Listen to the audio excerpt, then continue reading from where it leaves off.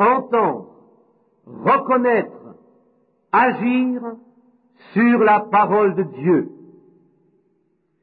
Prêché le 21 février 1960 au Branham Tabernacle, Jeffersonville, Indiana, USA.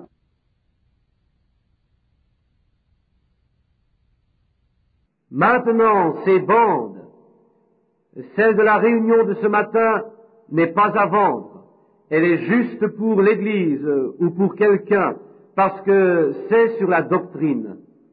Et dans les réunions à l'extérieur, cela cause de la confusion, parce qu'il n'y en a pas deux quasiment qui peuvent voir parfaitement œil à œil. Mais nous devrions être cœur à cœur de toute manière. Mais nous ici au tabernacle, ces bandes que vous remarquez ici c'est juste pour des amis, et ainsi de suite. Maintenant, inclinons nos têtes pour un moment pour la prière. Combien voudraient être rappelés pendant que vos têtes sont penchées, juste par des mains levées en disant, Seigneur, j'ai besoin de toi aujourd'hui et j'ai besoin de ta grâce pour quoi que ce soit. Notre Père céleste, nous approchons maintenant ton trône de miséricorde parce qu'on nous a demandé de faire ceci. Et cela nous a été dit par ton Fils et notre Sauveur, que nous te demanderions n'importe quoi en son nom, et cela nous serait accordé. Alors Seigneur, sachant que nous vivons dans l'ombre de sa venue, et maintenant nous tenons dans les ombres de sa miséricorde, alors nous demandons, Seigneur, que tu choisisses par ton Saint-Esprit les choses que nous devrions demander. Et nous sentons ce matin que ce ne serait pas contraire à ta parole, ou à ta grande justice et à ta miséricorde et ta grâce, que nous demandions que nous puissions avoir une visitation spéciale aujourd'hui du Saint-Esprit, et qu'il puisse venir dans notre milieu, et qu'il discerne les pensées de nos cœurs, qu'il nous révèle nos faiblesses, et guérisse nos maladies, et qu'il console les cœurs brisés, et sauve les perdus, et prépare un peuple pour sa venue, Seigneur. Entends cette prière. Maintenant, nous allons lire ta parole, et nous prions, Seigneur, qu'à notre leçon d'école du dimanche ce matin, que tu conduises le contexte pour la lecture et que tu le révèles à nos cœurs, parce que nous venons dans un but, et cette seule raison est de te mieux connaître. Nous qui sommes chrétiens par la foi, nous voulons te connaître mieux. Et ceux qui ne sont pas encore devenus chrétiens veulent te connaître comme leur sauveur. Ceux qui sont malades veulent te connaître étant leur guérisseur. Et nous prions qu'il n'y en ait pas un qui quitte le bâtiment vide, mais que chaque requête soit accomplie à la lettre, et que chaque désir soit exaucé, et que chaque personne soit heureuse, et sorte du bâtiment disant, comme ceux qui venaient d'Emmaüs, nos cœurs ne brûlaient-ils pas au-dedans de nous pendant qu'ils nous parlaient le long du chemin? Car nous le demandons au nom de Jésus. Amen. Maintenant, à vous qui voulez prendre votre livre. Habituellement, j'ai constaté que dans les services d'évangélisation, qu'environ 20 ou 30 minutes, cela fait le meilleur impact pour un court message spirituel et ensuite un appel à l'autel. Mais, étant donné que c'est l'école du dimanche, je ne veux tout simplement pas le faire comme cela ce matin. Je me sens plus conduit de prendre mon temps et de parler sur la parole. Maintenant, si quelqu'un est inconfortable ou a trop froid, la seule chose que vous devez faire est, mon frère, le concierge est à l'arrière de l'église là-bas, et faites juste lever votre main vers l'arrière, vers lui, et il réglera la chaleur. Et nous voulons que vous soyez confortables et que vous vous sentiez très bien et entendiez les paroles, car nous faisons confiance au Saint-Esprit pour nous enseigner la parole de Dieu. Et entendez-vous tous bien là en arrière? Si vous le pouvez, levez vos mains, si vous pouvez bien entendre, c'est bon. Maintenant, je veux que vous tourniez avec moi, j'ai des textes d'écriture ici, des textes écrits, des écritures. Alors tournez-vous avec moi premièrement au livre des Romains. Romains chapitre 9. Et nous voulons lire Romains 9, verset 11, comme leçon biblique. Car avant que les enfants fussent nés, et qu'ils eussent rien fait de bon ou de mauvais, afin que le propos de Dieu selon l'élection demeurât, non point sur les principes des œuvres, mais de celui qui appelle, il lui fut dit, le plus grand sera asservi au plus petit, ainsi qu'il est écrit, j'ai aimé Jacob et j'ai haï Ésaü. Que Dieu ajoute ses bénédictions à cette lecture biblique. Et maintenant, pour un texte, pour faire un arrière-plan à ma leçon, je veux prendre ceci comme texte. Entendre, reconnaître, agir sur la parole de Dieu. Puis-je répéter cela encore? Entendre, reconnaître et ensuite agir sur la parole de Dieu. Maintenant, nous sommes pleinement renseignés, nous qui cherchons dans les Écritures jour et nuit, et lisons nos papiers et entendons les commentaires aux nouvelles, que ce monde est maintenant debout dans la prise de deux grandes forces spirituelles. Elles sont toutes deux des forces religieuses. Et je crois que ces grandes forces se réuniront bientôt sous une tête. Et ces deux grandes forces étaient représentées dans les deux fils d'Isaac. Comment Dieu, dans sa sagesse infinie, a laissé pressentir toutes choses pour nous, afin que nous puissions savoir par ces choses, d'une façon certaine, les choses qui sont devant nous. Et il le dit si simplement que Dieu et sa parole, et la nature et son univers sont arrangés si parfaitement que même le pécheur peut voir que quelque chose va se passer. Dieu l'a arrangé ainsi. Personne a une excuse. Maintenant, nous voyons dans ces deux fils, avant même qu'ils étaient nés, ils étaient en guerre l'un avec l'autre. Même si leur mère était vierge, car elle était vierge, la belle Rebecca qui a marié la juste semence de la promesse de Dieu, Isaac. Ils étaient deux croyants remplis de l'Esprit de Dieu, préordonnés au mariage, par lequel ils se sont unis ensemble. Dieu l'avait préconnu. Et comment une telle chose peut-elle arriver? Par cette mère unique, par un père. L'un, une personne très vile, et l'autre, une très bonne personne. Et comment la bonne personne semblait être la méchante, et la méchante semblait être la bonne. Maintenant, c'est comme ceci, et cela le fut toujours. Ce sera toujours le programme de Dieu. Dieu ne peut pas changer son programme, parce qu'il rend son programme parfait, parce qu'il fait partie de lui.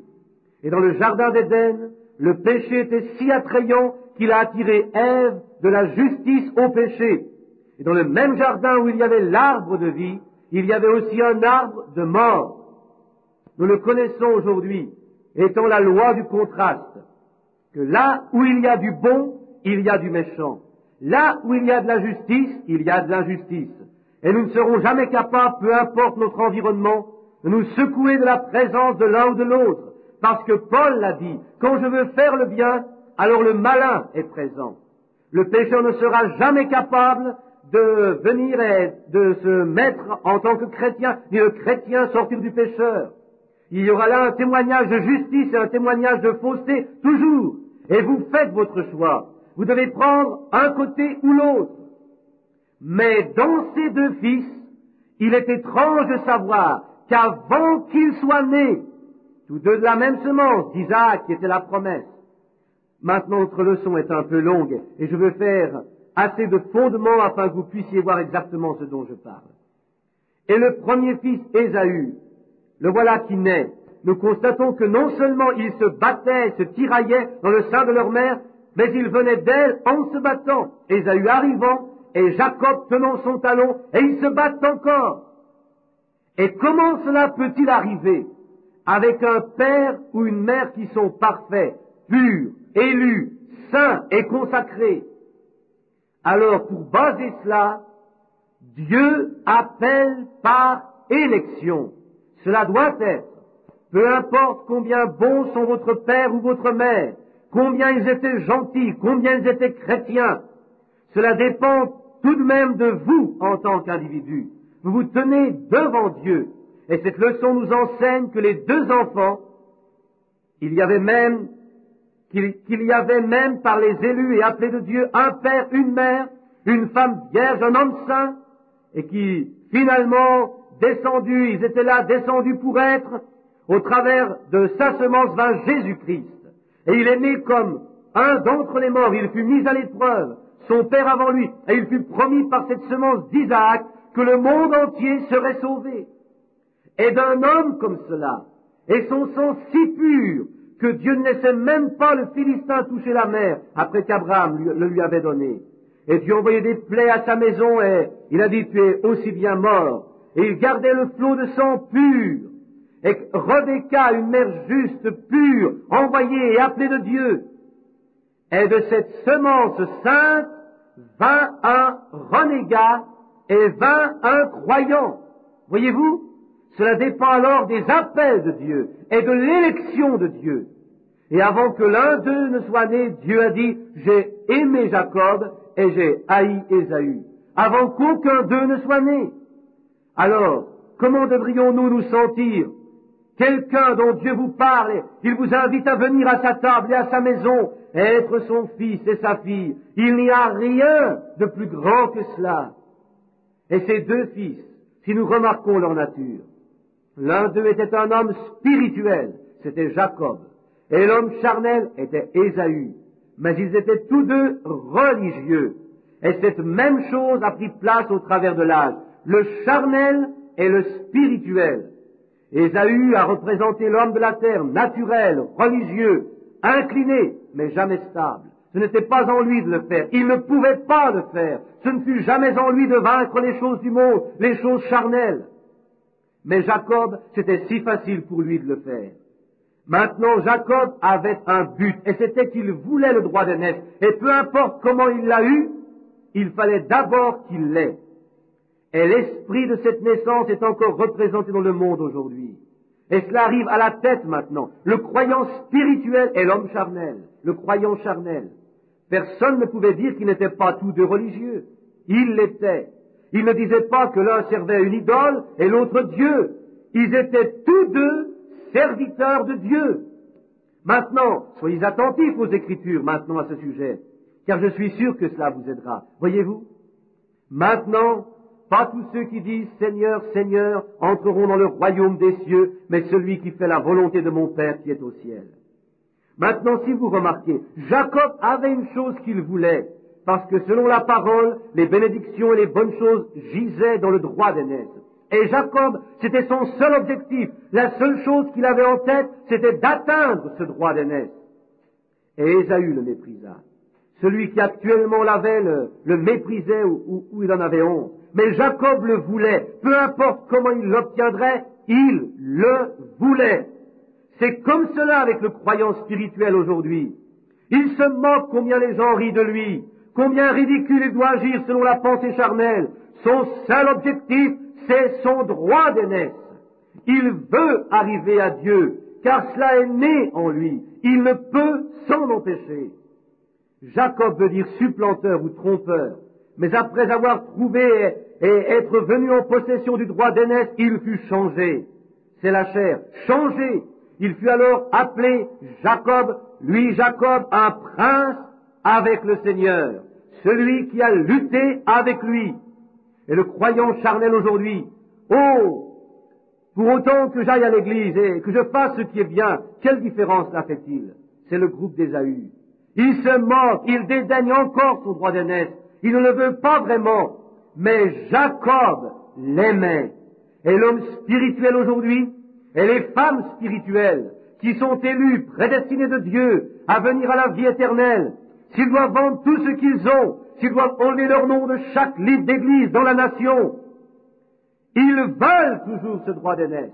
C'est la seule chose qui compte pour eux, juste de recevoir ce droit d'aînesse. Et c'est tout. Peu importe comment et dans quel niveau ils doivent venir. S'ils doivent venir à l'autel et pleurer, bouh, et s'ils doivent courir au travers des endroits, retourner et se réconcilier avec toutes choses comme il le faut, vendre tout ce qu'ils ont, ou donner des choses qu'ils ont, devenir un pèlerin, un étranger, peu importe cela. Ils veulent le droit d'aînesse. C'est tout ce qui les intéresse. C'est le droit d'aînesse. Maintenant, ne blâmez pas ces gens. Ils ne peuvent pas s'en empêcher. Ils étaient prêts, destinés à cela, élus pour cela. Et ensuite, nous voyons que ces deux gens, ces deux personnes, l'une charnelle, l'autre spirituelle, c'est toujours de la manière que cela arrive. C'est comme cela aujourd'hui. Cela a toujours été comme cela. Caïn et Abel dans le jardin d'Éden. Et quand Éden fut créé, il y avait deux arbres pour un homme afin qu'il prenne son choix. Un devint de la sagesse, l'autre devint la vie. Il y avait deux garçons, Caïn et Abel, tous les deux religieux.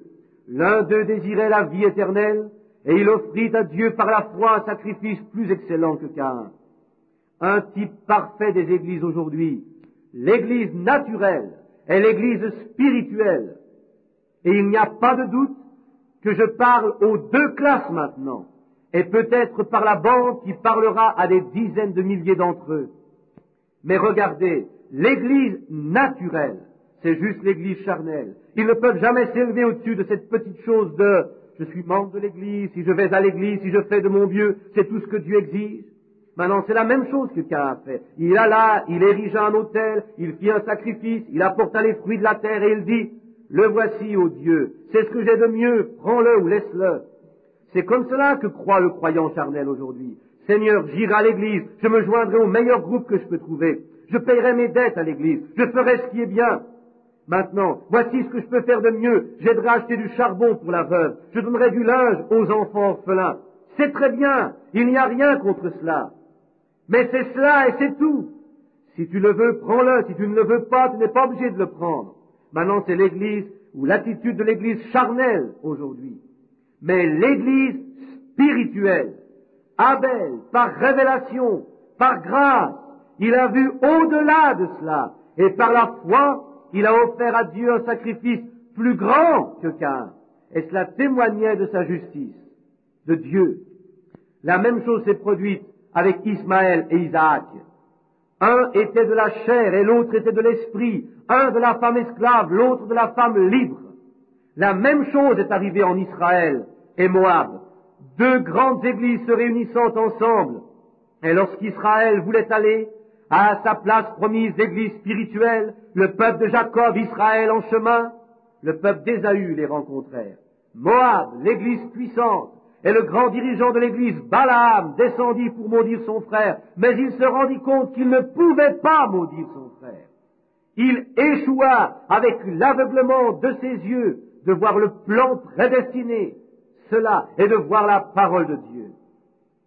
Premièrement, la foi vient de ce qu'on entend, entendre la parole de Dieu. Ensuite, le croyant l'entend, la reconnaît et agit sur la parole.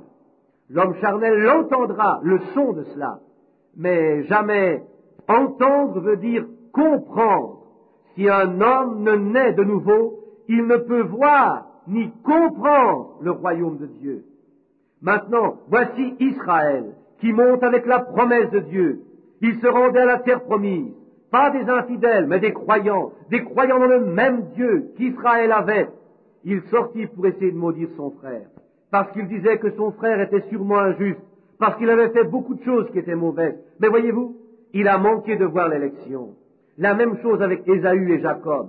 Ésaü semblait être un homme meilleur. Il s'installa, il faisait des choses charitables, il prenait soin de son vieux père aveugle, il lui procura de la viande de chasse, il prenait soin de lui, il était un bon garçon.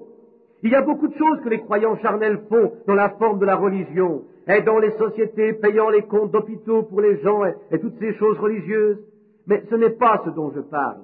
Moab était bon, une grande nation, un frère pour lui, et Jacob avait tout fait. Il était un renégat. Et malgré cela, il avait une chose à atteindre. Et c'était d'obtenir cette promesse, ce droit d'aînesse. Et voici Israël qui vient avec les enfants de Jacob, avec le même objectif. Maintenant, qui va avoir raison? Balaam bâtit 7 autels. Et en Israël, il y avait 7 autels.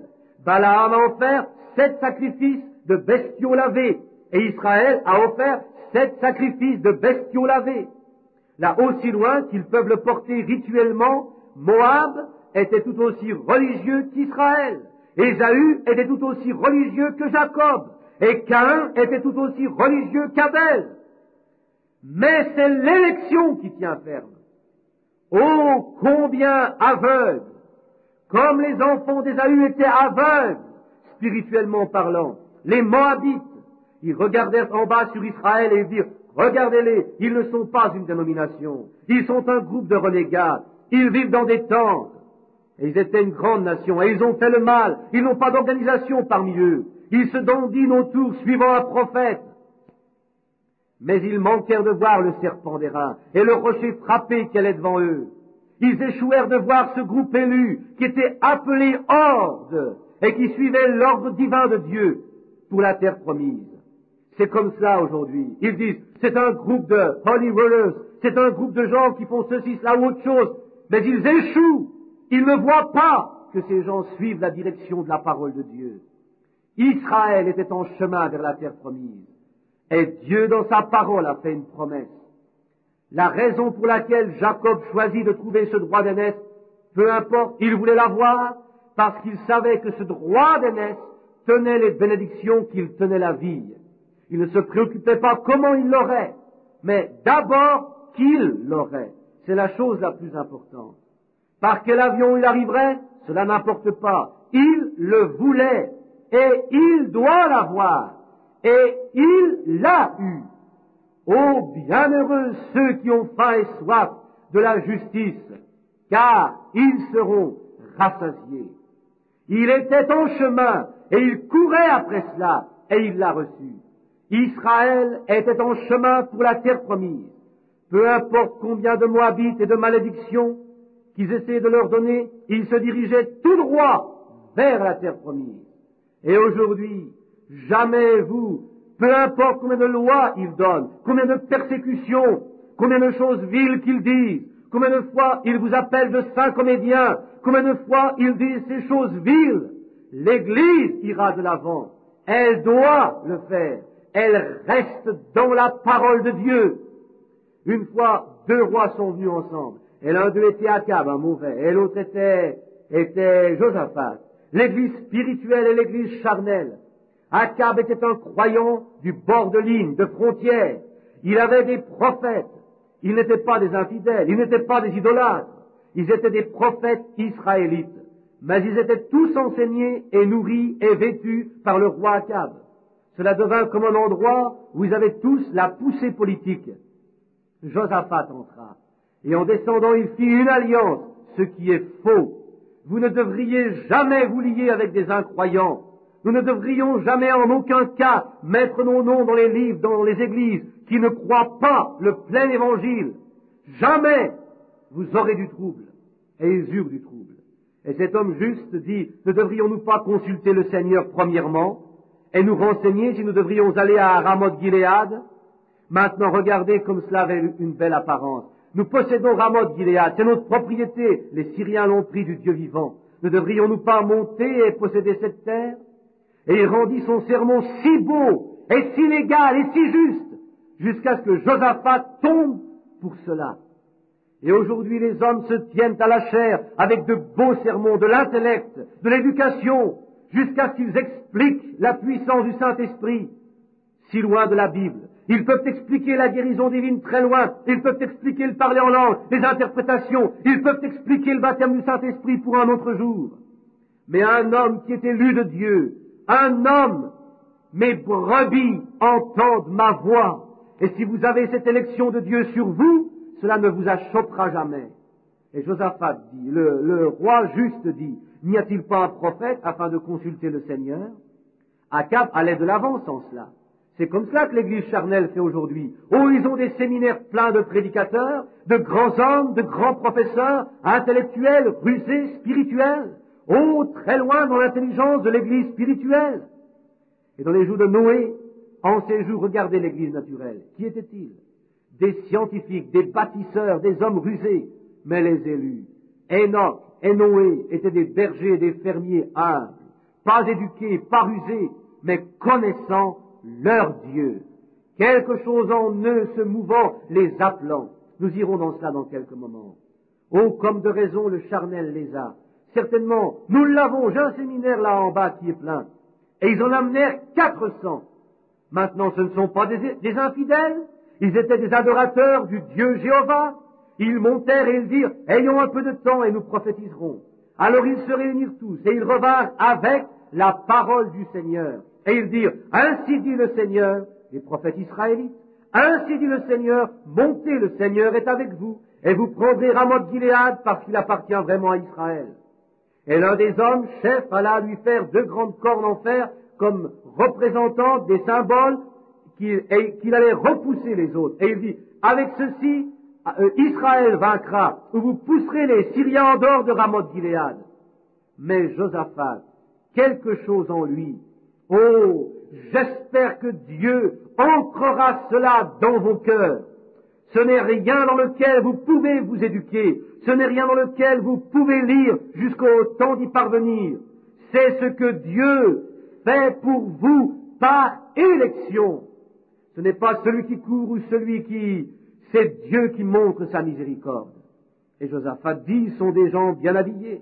Sans doute il a dit quelque chose comme ceci. Ils sont intelligents, et les hommes les plus rusés que j'ai entendus, ils sont éduqués pour le temps. Ils sont tous d'un accord, ils ont une grande unité parmi eux, ils sont intelligents, et ils ont beaucoup de vérité en eux. Toute erreur contient de la vérité. Le plus grand mensonge jamais compté avec 90% de vérité. Le mensonge que Satan a dit à Ève. Oh, c'est beaucoup de vérité dans ce qu'ils disent. Mais n'y en a-t-il pas encore un autre? Bien, mais que pensez-vous que cet homme a dit? Nous en avons 400 ici, des hommes les plus intelligents, des meilleurs. Ils ne sont pas là dans le désert courant, moitié nus, entourés de peaux de mouton, comme cela. Ce sont des hommes que j'ai nourris, que j'ai éduqués. Ce ne sont pas des hommes qui ne connaissent pas leur ABC. Ils sont tous des savants, ils connaissent les choses, ils demeurent jour et nuit à lire les rouleaux et les prophéties, ils savent ce qui est bien, je les ai préparés, ils sont debout ici d'un même accord, 400 d'entre eux disant, montez car le Seigneur est avec vous.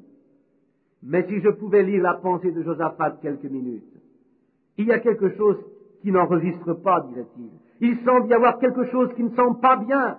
N'y en a-t-il pas encore un autre quelque part? Oh, dit-il, oui, il y en a bien un autre, mais il n'appartient pas à notre organisation. Il a un drôle de genre. Il est juste un renégat. Il est comme Jacob. Mais nous pourrions lui demander. Ils disent qu'il est prophète, mais j'en doute, parce qu'il me maudit toujours, parlant de ceci, cela ou autre, et il ne prophétise jamais du bien de moi. Oh, comment le pourrait-il, voyez-vous? Alors ils dirent, allons le chercher. Il est le fils de Jimla, alors ils allèrent le chercher. Et quelqu'un le rencontra sur la route, et il dit, maintenant tu diras la même chose qu'ils disent, tu dois être d'accord avec l'association, car si tu ne l'es pas, malheur à toi. Il dit, je dirai seulement ce que Dieu placera dans ma bouche pour dire et rien d'autre. Et après qu'il se rendit là, et lui donnèrent un soir, et il dit, allez-y, montez, mais j'ai vu Israël dispersé comme des brebis qui n'ont point de berger. Et Akab dit, n'est-ce pas ce que je vous disais? Maintenant, il y en a 400 contre 1. 400 hommes, entraînés, rusés, éduqués, des hommes intelligents, contre un petit ignorant, comme nous l'appellerons, Michée. Un homme, mais cet homme avait la parole du Seigneur, et cela faisait la différence. Chacun d'eux était faux, et cela fut prouvé comme étant faux. Mais pourquoi Michée était-il si différent? Devait-il être pauvre pour être différent? Non. Qu'est-ce qui rendait Michée différent? C'est qu'il resta avec la parole. La parole de Dieu est ce dont il demeura avec. Et maintenant, cela est promis qu'en ces jours, Dieu déversera son Saint-Esprit. Cela est promis par Daniel que les gens dans les derniers jours, quand la pierre frappera l'image dans le pied, les gens qui connaissent leur Dieu feront des exploits. Prophétie après prophétie, et tous les séminaires et le monde ne peuvent pas l'enlever. Dieu le fera quand même. Et les gens vont le suivre. Voyez-vous? Le charnel et l'église naturelle et l'église surnaturelle. Vous voyez? La parole fait la différence. C'est ce que pensait Jacob. Et peu importe, je sais que je ne serai jamais béni à moins d'obtenir ce droit d'aînesse. C'est ce droit d'aînesse que je dois m'emparer. Mais Ésaü le haïssait. Et ses enfants font la même chose encore jusqu'à ce jour. Ils le haïssent. Cela a toujours été comme cela. Quand il y a un réveil, cela produit toujours des jumeaux. C'est une remarque grossière, mais c'est vrai. Quand il y a eu une naissance d'Isaac et de Rebecca, cela a produit des jumeaux. Quand le monde fut créé, cela a produit des jumeaux, deux arbres. Quand Caïn et Abel furent nés, cela a produit deux. Quand Ismaël et Isaac furent nés, cela a produit deux. Et quand Ésaü et Jacob furent nés, cela a produit deux. L'un d'eux naturel, l'un d'eux de la terre, l'autre surnaturel. Et l'un regardait au naturel, à l'intellectuel, et l'autre marchait par l'esprit. Cela a toujours été ainsi. Quand arriva l'Église luthérienne, prenons la Pentecôte premièrement. Regardez la naissance pentecôtiste. Cela apporte un grand et puissant réveil qui balaya le monde connu d'alors. La Pentecôte. Ce n'était pas longtemps après la Pentecôte que même Paul a dit qu'il y aurait des hommes qui s'élèveraient parmi eux avec des choses perverses et détourneraient le peuple de Dieu. Et c'est exactement ce qu'ils ont fait. Cela en a produit deux. Et quand l'Église luthérienne est née, Martin Luther a apporté un réveil spirituel. Et ce ne fut pas très longtemps après que vint Ésaü juste derrière lui et l'organisa. Et cela en a produit deux. Et après cela vint le méthodisme. John Wesley, un réveil spirituel. Et après cela vint l'organisation. Ils l'ont organisé. Cela en avait produit deux. Et après cela vint la Pentecôte, un réveil. Et maintenant, ils l'ont organisé.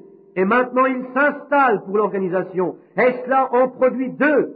Mais cette semence spirituelle du Dieu vivant, même s'il doit être un passager, même s'il doit être un promeneur, un pèlerin, cela cause toujours une séparation. Ésaü n'a pas duré très longtemps avec Jacob, car aussitôt que Jacob a obtenu le droit d'aînesse, gloire à Dieu, cela a demandé une séparation. Et quand un homme, peu importe l'église à laquelle vous appartenez, si cela est charnel, vos associés avec lesquels vous sortez, les gens avec lesquels vous jouez aux cartes et vos sociétés de littérature, ainsi de suite, quand vous obtenez le droit d'aînesse, c'est quelque chose qui est au fond de votre cœur, qui a faim de Dieu. Et quand vous recevez cela, cela demande une séparation. Sortez du milieu d'eux et soyez séparés, dit le Seigneur. Une séparation. Et l'Église s'établit. Voyez, elle ne peut continuer. Ésaü était un bon type du croyant charnel d'aujourd'hui, jamais capable de vaincre le monde. Il n'a pas vaincu les choses du monde. Ils aiment encore leurs noces, leurs danses, leur manucure, leur maquillage, les femmes sur leur visage, se maquillant, couper leurs cheveux, porter de petits vêtements courts, et les hommes aiment aller dans les salles de spectacle, les casinos, fumer les cigarettes, dire et raconter de petites histoires sales, et encore appartenir à l'Église. Ils ne sont jamais capables de vaincre ces choses. Ésaü non plus. Mais malgré tout, pour être religieux, il devait s'installer dans une conception intellectuelle. C'est la même chose que l'Église fait aujourd'hui. Nous deviendrons une organisation, nous nous unirons ensemble, nous formerons un clan ou une clique ou quelque chose comme cela. Et c'est comme cela que l'Église avance aujourd'hui. Le spirituel et le charnel, encore pareil. Cela n'a pas changé et cela ne changera jamais. La sainteté de Dieu, Dieu étant Dieu, projette cela lui-même. S'il n'y avait un pécheur, il n'aurait jamais été sauveur. Mais il était un sauveur au commencement, alors qu'il n'y avait rien de perdu. Et ses propres attributs étant un sauveur, projetèrent un pécheur. Il devait y avoir quelque chose qui avait besoin d'être sauvé. Et avant que quelque chose ne puisse être sauvé, il devait y avoir quelque chose de perdu. Et sa justice et sa sainteté. S'il n'y avait jamais eu une personne malade, il n'aurait jamais été un guérisseur. Mais du commencement, et dès commencement, il était avant tout commencement, il était un guérisseur. Alors il n'y avait rien de malade, mais cela a projeté une personne malade afin qu'il les guérisse, afin de le rendre comme le guérisseur. Et de ce même saint royaume, là-bas d'où vient le salut, vint les malédictions. De la même mère et du même père qui projeta Jacob, cela projeta Ésaü. Voyez-vous, c'est Dieu. Il ne peut pas changer ses plans. Ils doivent aller de la même manière. Toute la nature s'y mesurera. Elle doit le faire. Voyez ce que je veux dire? Cela s'y mesurera. Il doit y avoir quelque chose de perdu pour que cela soit sauvé. Et s'il n'y en avait pas eu, il, lui étant sauveur, a fait cela. La profondeur appelle la profondeur.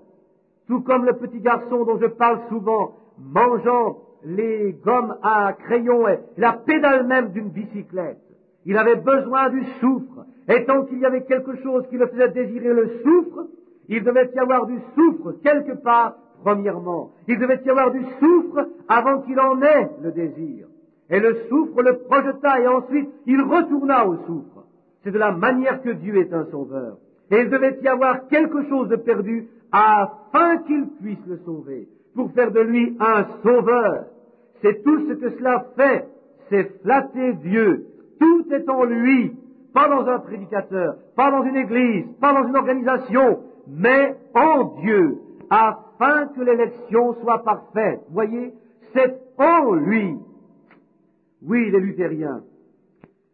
Et ensuite, nous voyons une autre séparation. C'est celle d'Abraham et de Lot.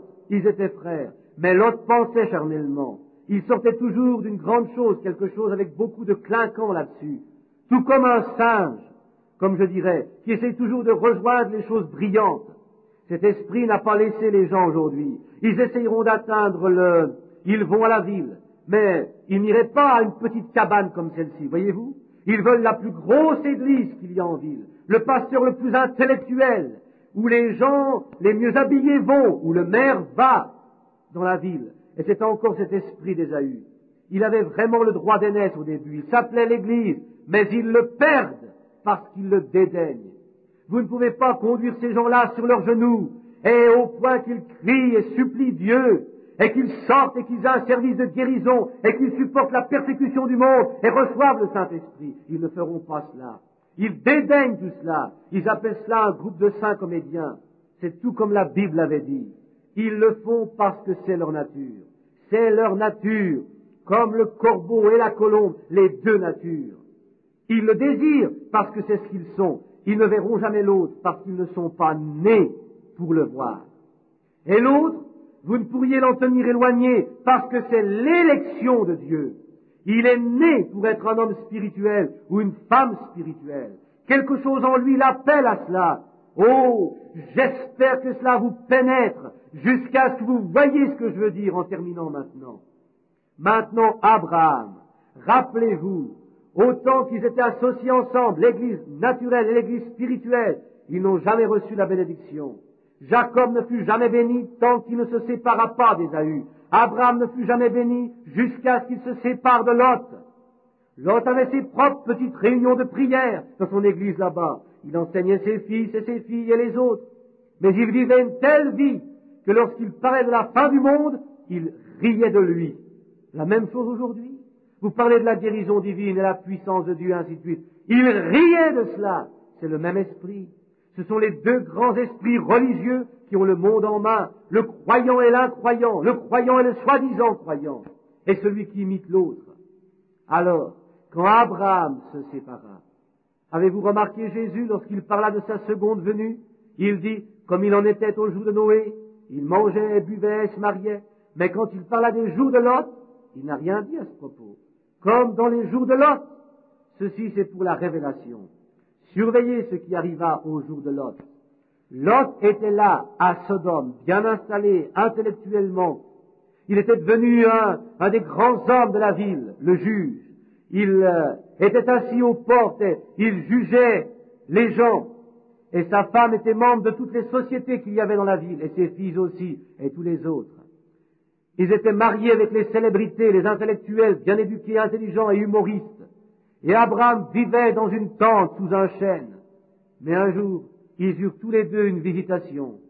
Et il y avait un prédicateur intellectuel qui descendit là-bas et qui prêcha et qui les appela à sortir. Regardez le message. Sortez, a-t-il dit à Lot.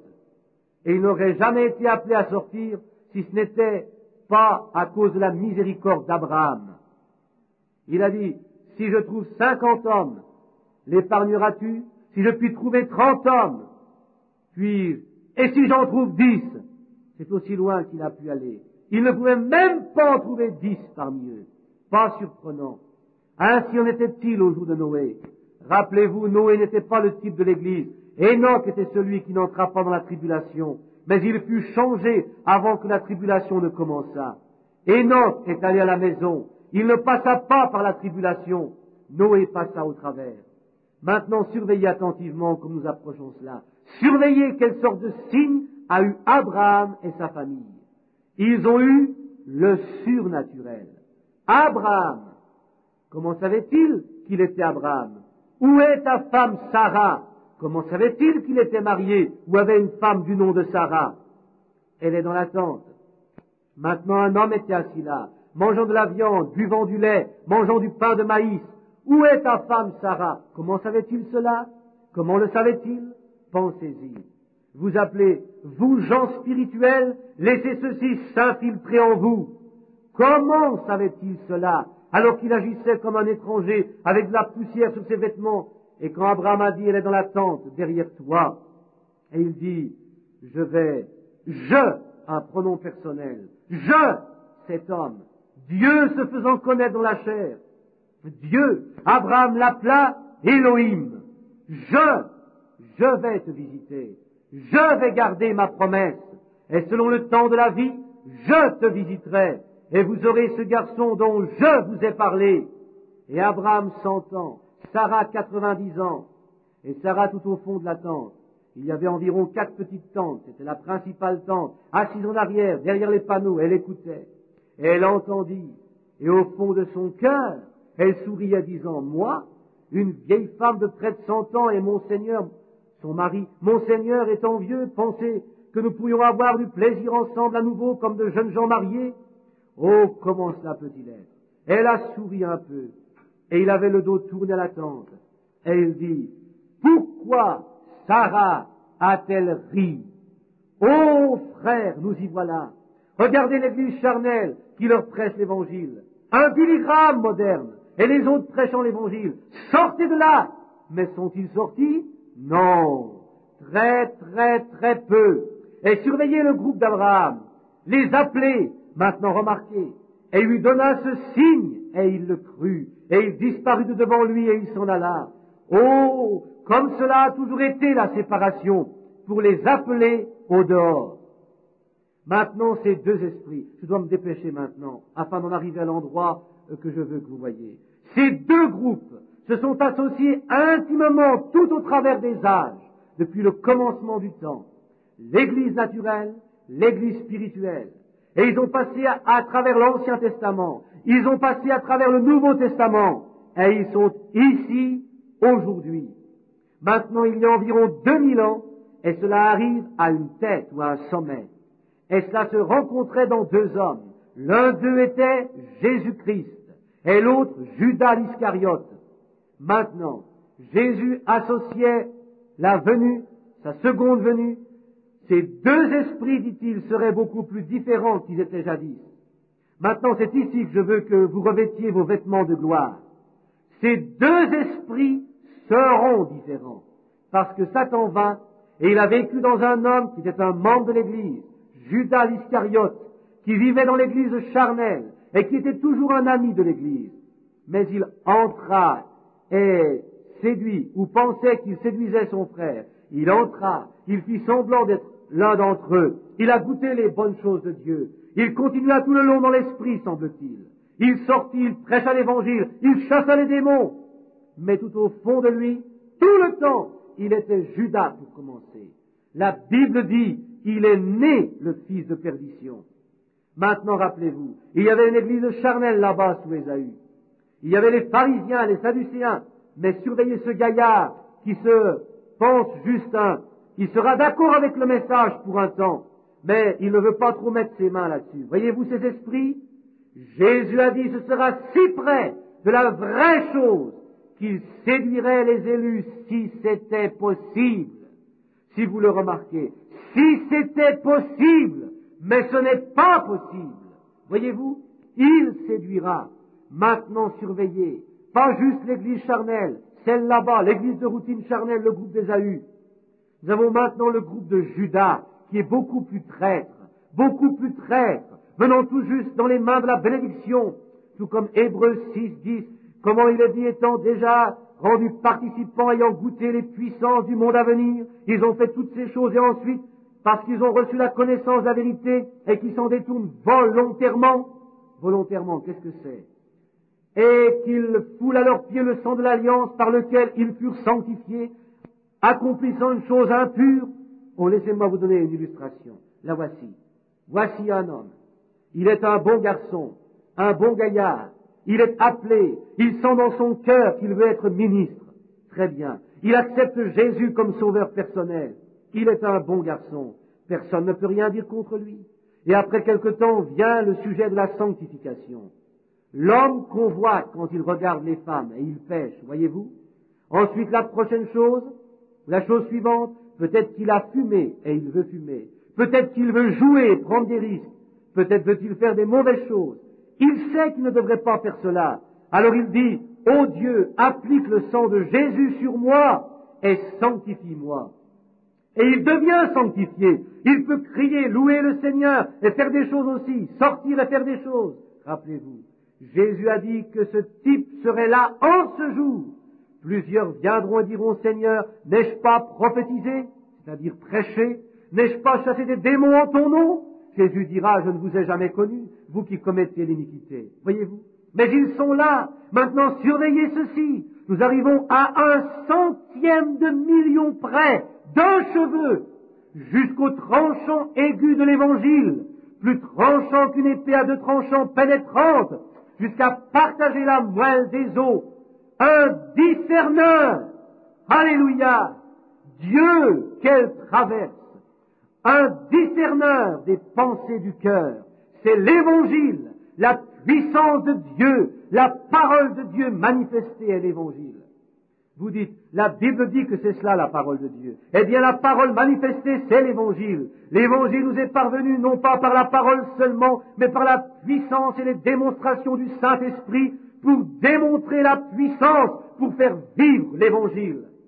Et quand je suis allé en Inde, l'évêque de l'église méthodiste est sorti et a dit, Monsieur Branham, nous ne voulons rien savoir d'un missionnaire. Nous en connaissons plus de la Bible que vous n'en connaîtrez jamais. Il dit, nous étions une église, nous nous sommes installés ici il y a 2000 ans avant que vous soyez même une nation. C'est vrai. Mais il dit, nous avons entendu dire que Dieu vous a visité et a apporté un don qui peut faire vivre la Bible.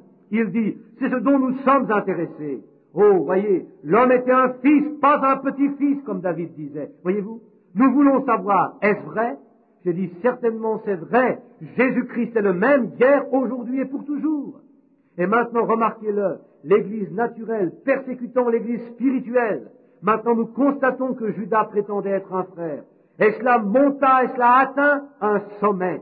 Et maintenant, surveillez ce jeune prédicateur. Il arrive à un endroit et il dit, Seigneur, j'ai regardé les femmes, je ne devrais pas faire cela. J'étais en train de faire les choses du monde, je ne devrais pas faire cela.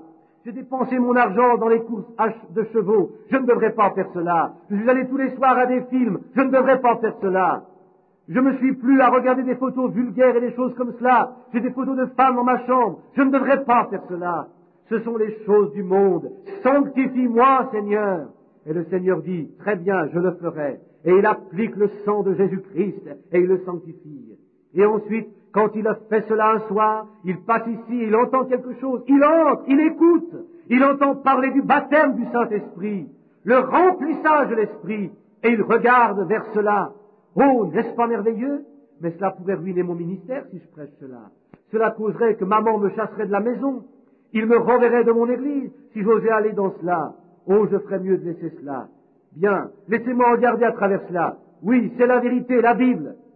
Eh bien, comme un ministre fameux, reconnu mondialement, qui fut trouvé récemment par un homme qui était avec moi à Porto Rico, sur ses genoux, parlant en langue, à Londres, en Angleterre, un puissant homme, un des plus grands évangélistes du monde d'aujourd'hui. Et cet homme, son frère étant avec moi ici, un homme rempli de l'esprit, a couru vers lui et dit, « Frère, c'est cela !» Il dit, « Je le sais, mais regardez, laissez-moi vous dire quelque chose. » Il dit, « Prêche-le maintenant, prêche-le, c'est l'heure. Avec ton influence, tu peux bouleverser le monde. » Il dit, « Non, je ne peux pas le prêcher. » Voyez-vous, l'Église me rejetterait, je ne peux pas prêcher cela, je ne pourrais pas le faire. Oh, frère, ayant déjà été sanctifié, étant parvenu à la connaissance de la vérité, ils regardent cela, ils voient que c'est vrai, et s'en détournent. Ils crucifient pour leur part le Fils de Dieu et ils l'exposent à l'ignominie. Paul a dit, je n'ai point honte de l'évangile de Jésus-Christ, car c'est la puissance de Dieu pour le salut de quiconque croit. C'est la puissance de Dieu œuvrant parmi son Église. Mais ils ont dit, je ne pourrais pas faire cela. Cet homme a dit, il penserait que je suis un pentecôtiste, et il dit, ma réputation serait ruinée. Oh frère, je n'ai pas de réputation, je pense à la sienne, sa réputation, c'est celle-là qui compte.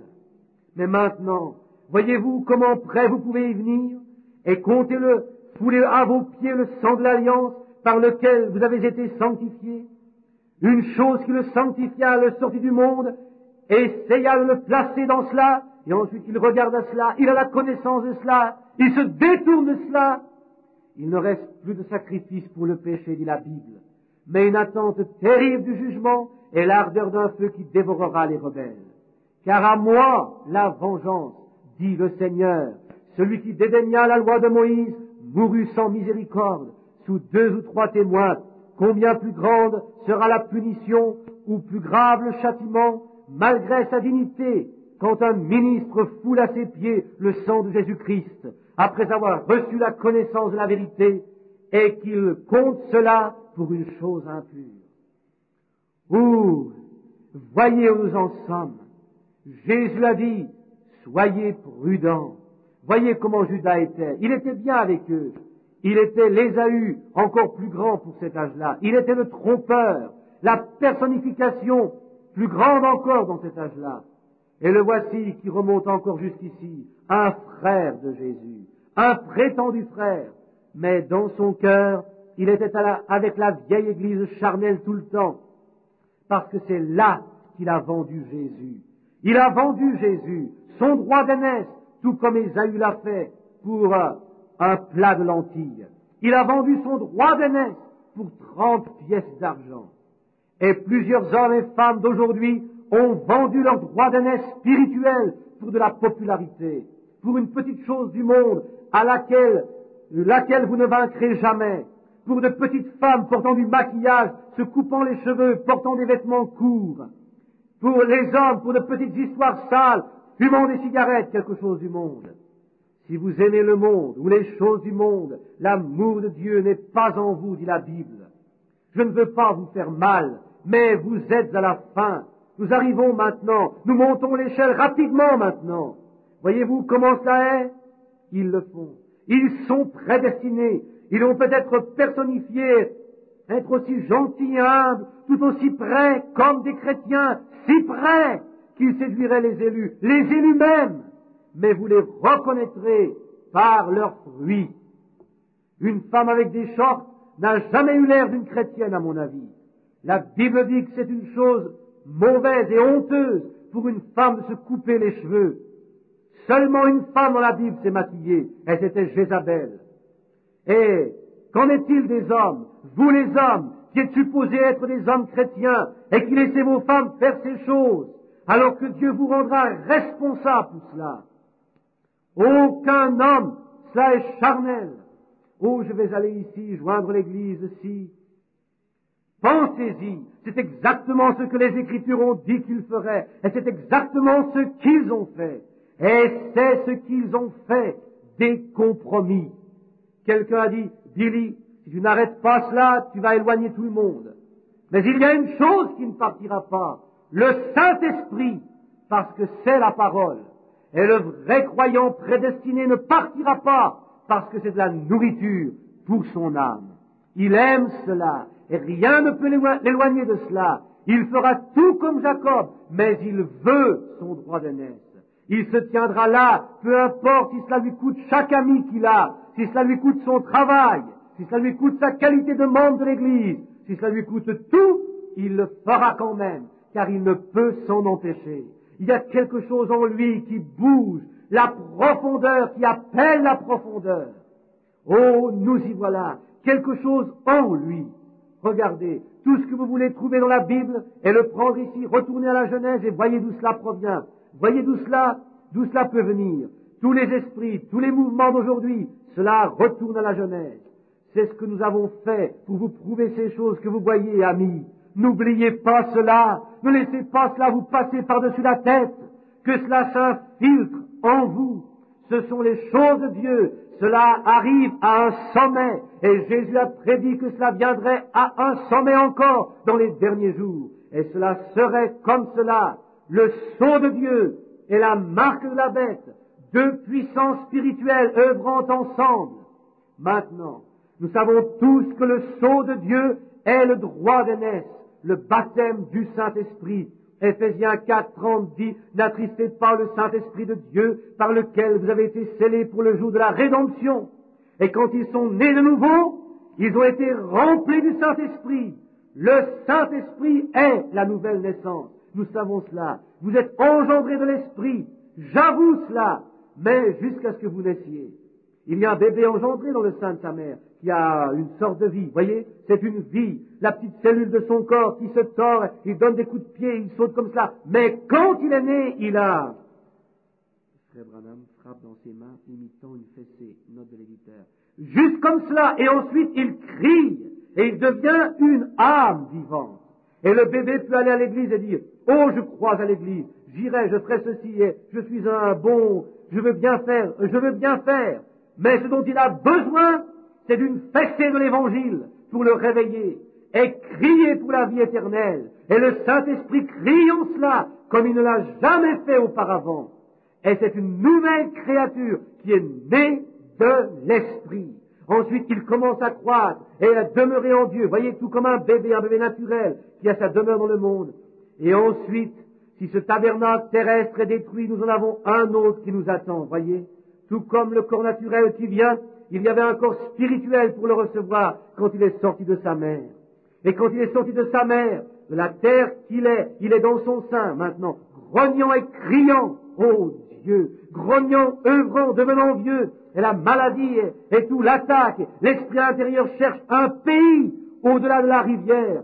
Il grogne, il se tord, il saute, oui monsieur, parce qu'il y a une vie au-dedans qui vit éternellement. C'est dans un corps qui doit mourir.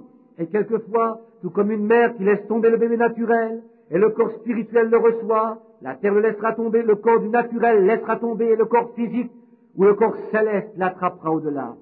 Si ce tabernacle terrestre se dissout, nous en avons un autre qui nous attend. C'est la raison pour laquelle vous oubliez les choses du monde. Ils sont morts pour vous. Voilà l'esprit. Maintenant surveillez tout en continuant. Les deux esprits. Le Saint-Esprit est la nouvelle naissance. Nous savons cela. C'est naître de nouveau, de l'Esprit de Dieu. C'est comment vous naissez de nouveau. Par l'Esprit, né de l'Esprit. C'est cela la nouvelle naissance. C'est juste. Vous êtes engendré de l'Esprit, et lorsque vous êtes né de l'Esprit, vous êtes rempli du Saint-Esprit. Très bien. Et ensuite, lorsque ces deux-là sont dans la terre, le naturel et le spirituel, parfois j'ai vu ceci. Maintenant, en terminant, je veux terminer maintenant en disant ceci pour quelques minutes. Dans le naturel ou dans le spirituel, un ou l'autre, maintenant vous comprendrez tout ceci. Maintenant, soyez aussi tranquilles et révérents que vous le pouvez. Maintenant, avez-vous déjà vu ceci? Vous voyez dans nos églises aujourd'hui, même dans les groupes où nous nous sommes séparés, et ils ont fait des organisations, nous avons tous vu ceci. Et vous voyez un homme prendre une certaine écriture, et frère, cet homme peut prendre cette écriture et il la fait vivre à nouveau. Il la fait vivre exactement de la manière qu'elle a été promise ici dans la Bible. Et l'autre homme verra le frère faire cela, et il viendra autour d'ici, et il essayera de le faire aussi, et il échouera. Maintenant, j'espère que vous lisez maintenant. Il échouera. Pourquoi? L'écriture ne lui est pas inspirée ou révélée. Il essaye seulement de personnifier. Il essaye d'agir comme quelque chose. Mais il n'était pas. Bien, peut-être qu'il était envoyé par un homme. Peut-être qu'un homme a dit, eh bien, tu peux faire la même chose. Voyez-vous? Tout comme Jésus a dit qu'il en serait ainsi. La Bible prédit que dans les derniers jours, tout comme Jeannès et Jambres ont affronté Moïse, et Moïse se tenait là, et Jambres se tenait là, et Moïse jeta sa verge, elle devint un serpent. Pourquoi? Et Pharaon dit, viens ici, Jambres, tu peux faire la même chose. Et il l'a fait, voyez-vous. Mais qu'est-il arrivé? Ensuite, la verge de Moïse a dévoré l'autre verge. Voyez, cela fut rendu manifeste. Où était sa verge? Tout comme la super perception sensorielle, tout comme le spiritisme. C'est comme certaines de ces églises qui croient charnellement. Loin de là, les choses ils disent, oh, mais cela était pour un autre jour. Ils sont tout à fait en dehors. Mais surveillez cet esprit dans les derniers jours qui va essayer de personnifier le vrai esprit. Voyez-vous? Voilà où votre trouble arrive. Très exactement comme celui qui est réel. Voyez-vous? Mais il ne peut le rendre manifeste. Il ne pouvait le faire tenir. Il ne pouvait le faire durer. Oh Dieu! Les gens viennent et disent, j'ai le Saint-Esprit aussi. Et regardez de la manière qu'ils vivent. Cela ne dure pas d'un réveil à un autre, d'une réunion à une autre. Cela est rendu manifeste. Ils ne l'ont pas. Si un homme est né de l'Esprit de Dieu, ou une femme, ils ont les fruits de l'Esprit. Ils marchent pieusement. Ils vivent cette vie. Voyez-vous? Ils s'éloignent des choses du monde, et Dieu se meut en eux, et il se rend lui-même manifeste, et il prouve qu'il est Dieu œuvrant là.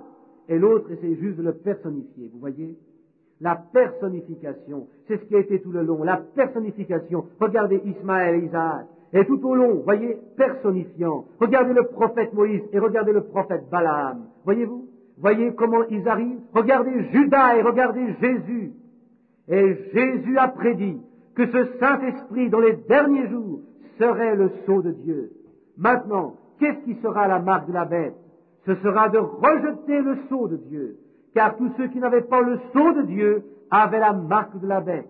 Et si j'ai deux marques spirituelles, l'une d'elles sera une vraie marque de Dieu et l'autre sera une apostasie. Pouvez-vous le comprendre?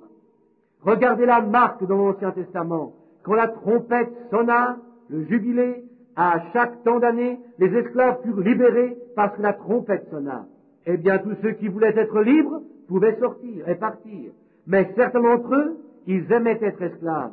Alors on les conduisait à l'autel, et là, dans le poteau de l'église, ils perçaient leur oreille avec une alène, et ils étaient marqués pour toujours. Ils servaient toujours leur maître. Et aujourd'hui, vous entendez le message de l'Évangile concernant la vérité. Maintenant, vous pouvez être libre si vous le voulez. C'est Dieu qui vous parle. Mais quand vous arrivez à cette ligne de frontière ici, et que vous la parcourez du regard, et que vous avez la connaissance de la vérité, et qu'ensuite vous détournez, il vous perce dans l'oreille. Et vous serez toujours un croyant intellectuel. Vous serez religieux, vous irez à l'église, mais vous ne recevrez jamais le Saint-Esprit. Vous voyez? Alors vous servirez cela le reste de votre vie. Maintenant, la marque de la bête ou le sceau de Dieu. Et nous sommes si près. Maintenant, regardez, la parole doit être inspirée, l'entendre, la reconnaître et agir d'après elle. Plusieurs gens l'entendront, mais ne la reconnaîtront pas. Dieu dira, ceci est l'heure pour vous. Oh, je ne serai pas un de ces saints comédiens, je ne veux rien de cela. Voyez-vous, ils ne le reconnaissent pas. Nous irons aux réunions où le glorieux Saint-Esprit agira. J'étais assis là l'autre jour, alors qu'une vision me vint et a prédit exactement ce que j'ai dit. Voici 20 jeunes hommes, venez ici, et j'ai fait signe au serveur. Vous avez un trouble au cœur et vous cherchez pour... Oui, c'est exactement vrai. Voyez-vous cette femme qui vient là, venez ici, vous avez une tumeur sur le sein, et c'est sur le sein gauche, et vous êtes en très mauvaise condition, et vous êtes un pécheur, et exactement vrai. Et ces hommes assis là ont regardé tout autour, des prédicateurs et tout, et ils ont dit, par exemple, allez à la réunion et surveillez le Saint-Esprit qui vient dans la réunion et qui déclare les secrets des cœurs et des choses comme cela. Ils disent, oh, c'est merveilleux, oui. Oh, frère, voyez-vous, c'est de l'autre côté, quelque chose arrive. Mais les femmes continueront à faire la même chose. Les hommes retourneront comme un porc à sa souillure et un chien à ce qu'il a vomi tout de même. Ne le voyez-vous pas? Maintenant je parle au... Voyez-vous, vous devez réaliser alors, mon ami, dans quelles conditions vous êtes. C'est la raison pour laquelle j'ai demandé que cette bande soit pour l'Église seulement. Vous comprenez? Pour l'Église seulement. Si vous avez été appelés des ténèbres à la lumière, de la mort à la vie, d'une conception formelle ou intellectuelle à une expérience de la nouvelle naissance, et surveillez votre vie, afin qu'elle mette de côté les choses du monde, et vous tenez ferme pour Christ, quoi qu'il advienne. Alors quelque chose est arrivé, voyez-vous? Il y a quelque chose en vous qui a faim et qui se meut, comme c'était le cas pour Jacob. Voyez-vous? Vous luttez avec le Seigneur. Vous marchez différemment après cela. Il y a quelque chose de différent en vous. Vous avez changé. Maintenant, c'était, avant que cela puisse être fait, cela doit vous être inspiré. Je m'en moque, je pourrais me tenir ici et prêcher jusqu'à ce que je sois, que les cheveux qui me restent tombent, que mes épaules tombent, et que j'ai 90 ans, et que vous écoutiez chaque jour, jusqu'à ce que Dieu vous le ravisse. Mais vous êtes toujours dans la même condition. Cela fait 2 jours que j'étudie, que je prie sur cela. Voyez-vous, j'ai dit, Seigneur, devrais-je dire ceci à l'Église?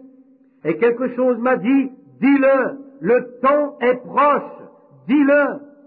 Je sens qu'il me retirera bientôt, alors je veux que vous sachiez. Aucun homme ne peut venir à moi, dit Jésus, avant que mon Père ne l'attire premièrement. Oh, je sais que vous dites que vous avez Dieu et Abraham pour père, mais je vous dis ceci, vous êtes de votre père le diable, a dit Jésus. Des hommes religieux, des prêtres, de grands hommes, vous êtes du diable, votre père, voyez-vous? Et remarquez les fruits de l'esprit. Maintenant, voyez, cela doit vous être ravivé. Je ne pourrais imaginer Noé disant, vous savez quoi? Cela doit être qu'il y aura de la pluie un jour, alors j'irai tout juste me bâtir une arche. S'il pleut, alors j'entrerai dans l'arche et je déménagerai aussitôt, et rien ne me dérangera parce que je vais entrer dans l'arche et déménager. Pouvez-vous imaginer? Non, ce n'était pas cela. Si c'était le cas, oh, que les élus entendent ceci maintenant. Si cela avait été le cas, lorsque le premier moqueur est venu, tout comme la Bible dit, qu'il se serait moqué de lui, il aurait laissé tomber son marteau et se serait éloigné. Comme les hommes font aujourd'hui, qui commencent avec Jésus, et lorsqu'ils y jettent les regards et qu'ils voient la vérité, ils reculent devant cela. Ils ne peuvent supporter cela. Comme ce fameux évangéliste a dit, cela ruinerait mon ministère. Je ne me soucie pas pour un ministère que le Saint-Esprit voudrait ruiner. Il devrait être ruiné. Maintenant, mais c'est de l'orgueil. Tellement l'homme, tellement la personne. Oh, remarquez en ceci maintenant. Noé était dans le champ. Il a entendu, il a reconnu, et il a agi. Et peu importe combien de moqueurs viendraient, il a commencé à bâtir tout de suite. Mais Noé, tu es un saint comédien. Cela ne me dérange pas du tout. Et il continuait à bâtir aussi. Il avait entendu, il avait reconnu que c'était Dieu. Il l'a jugé par les Écritures. Et ce fut ainsi. Il a bâti l'arche aussitôt sans se soucier. Pouvez-vous imaginer, pourriez-vous jamais imaginer ceci, que Moïse, sur son chemin vers l'Égypte, soit sorti un jour et ait dit à Séphora, sa femme, Séphora, tu sais quoi? J'ai révisé ma grammaire, j'ai corrigé mes mathématiques et ma géométrie, et plusieurs autres choses, et mon éducation aussi. Et depuis que je suis en train de paître les brebis ici, j'ai révisé ces choses. J'ai fait une erreur là en Égypte. Je crois que je vais descendre et la corriger. Je crois bien que je vais descendre. Non, la première vague qui serait venue contre lui, il serait tombé aussitôt. Mais qu'a-t-il fait? Il a oublié tout ce qu'il a jamais su de la géométrie et de son intellectuel. C'est cela qui lui donna du trouble. C'est ce qui a placé l'Église dans le trouble aujourd'hui. Il y a trop de prédicateurs intellectuels sans qu'ils soient nés de nouveau de l'esprit. Les hommes et les femmes aiment à écouter des prédications intellectuelles plutôt que d'entendre prêcher la puissance et la résurrection de Jésus-Christ. C'est ce qui nous a mis dans le pétrin aujourd'hui. Nous n'avons plus besoin d'écoles secondaires et d'éduquer les prédicateurs. Nous avons besoin d'hommes appelés de Dieu, qui sont remplis du Saint-Esprit, et non pas d'une théologie faite par la main des hommes ou par une dénomination quelconque. Nous avons besoin d'hommes appelés de Dieu. Et Moïse attroupait ses brebis. Il était bien installé. Il a oublié. Il savait que son éducation l'avait fait échouer. Alors il attroupait ses brebis. Mais il avait entendu, oh, enlève tes chaussures, Moïse, car la terre où tu te tiens est sainte. Il l'a écouté. Qu'est-ce que c'était? La voix que l'ange avait parlée était scripturaire. Il avait promis à son père Abraham, je visiterai le peuple après qu'ils seront ici pour 400 ans et je les délivrerai avec une main forte. Il a reconnu que c'était l'écriture de Dieu étant manifestée. Laissez-moi arrêter une minute. Que ceci s'imprègne bien en vous. Comprenez-vous ce dont je vous parle aujourd'hui? La parole de Dieu est manifestée juste devant vous et vous ne le réalisez même pas. Pensez maintenant à Sodome et à Gomorrhe. Pensez à la promesse de Dieu dans les derniers jours. Moïse l'a reconnu. C'était scripturaire. C'était une promesse. Il a entendu. Il a reconnu. Et quelque chose est venu en lui, frère. Il pouvait le faire ensuite. Il a agi. Il pouvait descendre, arrêter tout Pharaon. Il pouvait appeler les plaies quand il voulait. Il pouvait ouvrir la mer Rouge. Parce qu'il avait entendu. Il avait reconnu. Il agissait à la place de Dieu. Il dit, je serai Dieu pour toi et toi tu seras un prophète pour moi. Et il dit, je ne puis le faire. Il dit alors, sois Dieu et qu'Aaron soit ton prophète. Tu dois y aller de toute manière. Il n'a pas juste dit, eh bien peut-être que je devrais descendre et arranger les choses. Pouvez-vous imaginer Élie sur le mont Carmel qui déclare, oh tu sais, ce pays est très scandaleux. Peut-être que je devrais aller dire à Akab qu'il devrait avoir honte de lui-même. Peut-être que je devrais aller sur la montagne et m'asseoir et seulement jeûner un certain temps jusqu'à ce que les gens deviennent si malades et fatigués de me voir là-haut en train de mourir de faim. Non, non, ce n'était pas cela. Mais il a entendu et il a reconnu et il a agi. J'ai commandé au corbeau de te nourrir, monte là-haut. Et quand vint le temps du tournant décisif entre Baal et Dieu, il dit, allez chercher vos sacrifices, faites-en ce que vous voulez et invoquez votre Dieu. Et quand ils se sont séparés, ils ont eu beaucoup de démonstrations charnelles, et sautant en haut, en bas, ils ont eu beaucoup de bruit. Il a dit, criez un peu plus fort, peut-être qu'il est parti, en train de poursuivre quelque chose, il s'est peut-être endormi. Oh, frère, eh bien, tu sais ce qu'il a dit? Je crois en Jéhovah. Donc je peux faire ceci quand même. Oh non, n'imitez pas cela. Non, non, n'essayez pas d'être Élie jusqu'à ce que Dieu vous appelle à l'être. Oui, monsieur, je suis un serviteur de Jéhovah. Il y en a là 700 là aussi, mais il n'y a aucun d'eux qui a osé le faire. Et ensuite, lorsqu'il déchira le bœuf, qu'il répandit l'eau, il dit, Seigneur, j'ai fait ceci à ton commandement. Voyez-le, si quelqu'un d'autre avait essayé, cela aurait été une ruine totale. Cela doit être inspiré pour vous. Le Saint-Esprit doit l'apporter et vous le rendre manifeste. Et c'est ce qui se passe aujourd'hui. Vous ne pouvez pas vous tenir à l'autel et dire, eh bien, alléluia, alléluia, Seigneur, je veux le Saint-Esprit, alléluia, alléluia. Non, mes frères, sœurs, quand le Saint-Esprit vous a inspiré de cette parole, vous le recevrez avant de quitter votre siège. Quelque chose en vous bouillonne. Le prédicateur n'aura pas à vous dire de faire ceci, de faire cela. Les vieilles feuilles vont simplement tomber et les nouvelles feuilles vont pousser. Cela est inspiré pour vous. Vous ne vous fâcherez pas après le prédicateur quand il prêchera la vérité de la Bible. Vous aimerez cela. Vous vous étirerez pour en prendre, car c'est la nourriture pour votre âme. Même Jésus lui-même a dit, je ne fais pas ce que je veux de par moi-même. Le Fils ne peut rien faire, sauf ce que le Père lui révèle. Les paroles. Il était Emmanuel lui-même. Il était Dieu sur la terre. Jésus l'était. Il était la chair dans laquelle Dieu habitait. Il était la tente sous laquelle Dieu vivait. Amen. Mais dans tout cela, le Fils de Dieu, né d'une vierge, Emmanuel, dans la plénitude de l'Esprit, il avait l'Esprit sans mesure.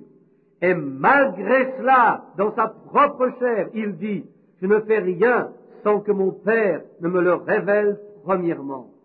Cela lui était inspiré pour le faire. Et Satan a dit, change ces pierres et fais-en des pains et fais un miracle. Laisse-moi te voir faire cela.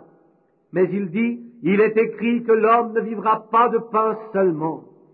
Oh, mais lorsqu'une foule avait faim, il a pris 5 biscuits et 2 petits poissons, et il a nourri 5000 personnes. Oh, alléluia! Vous voyez ce que je veux dire?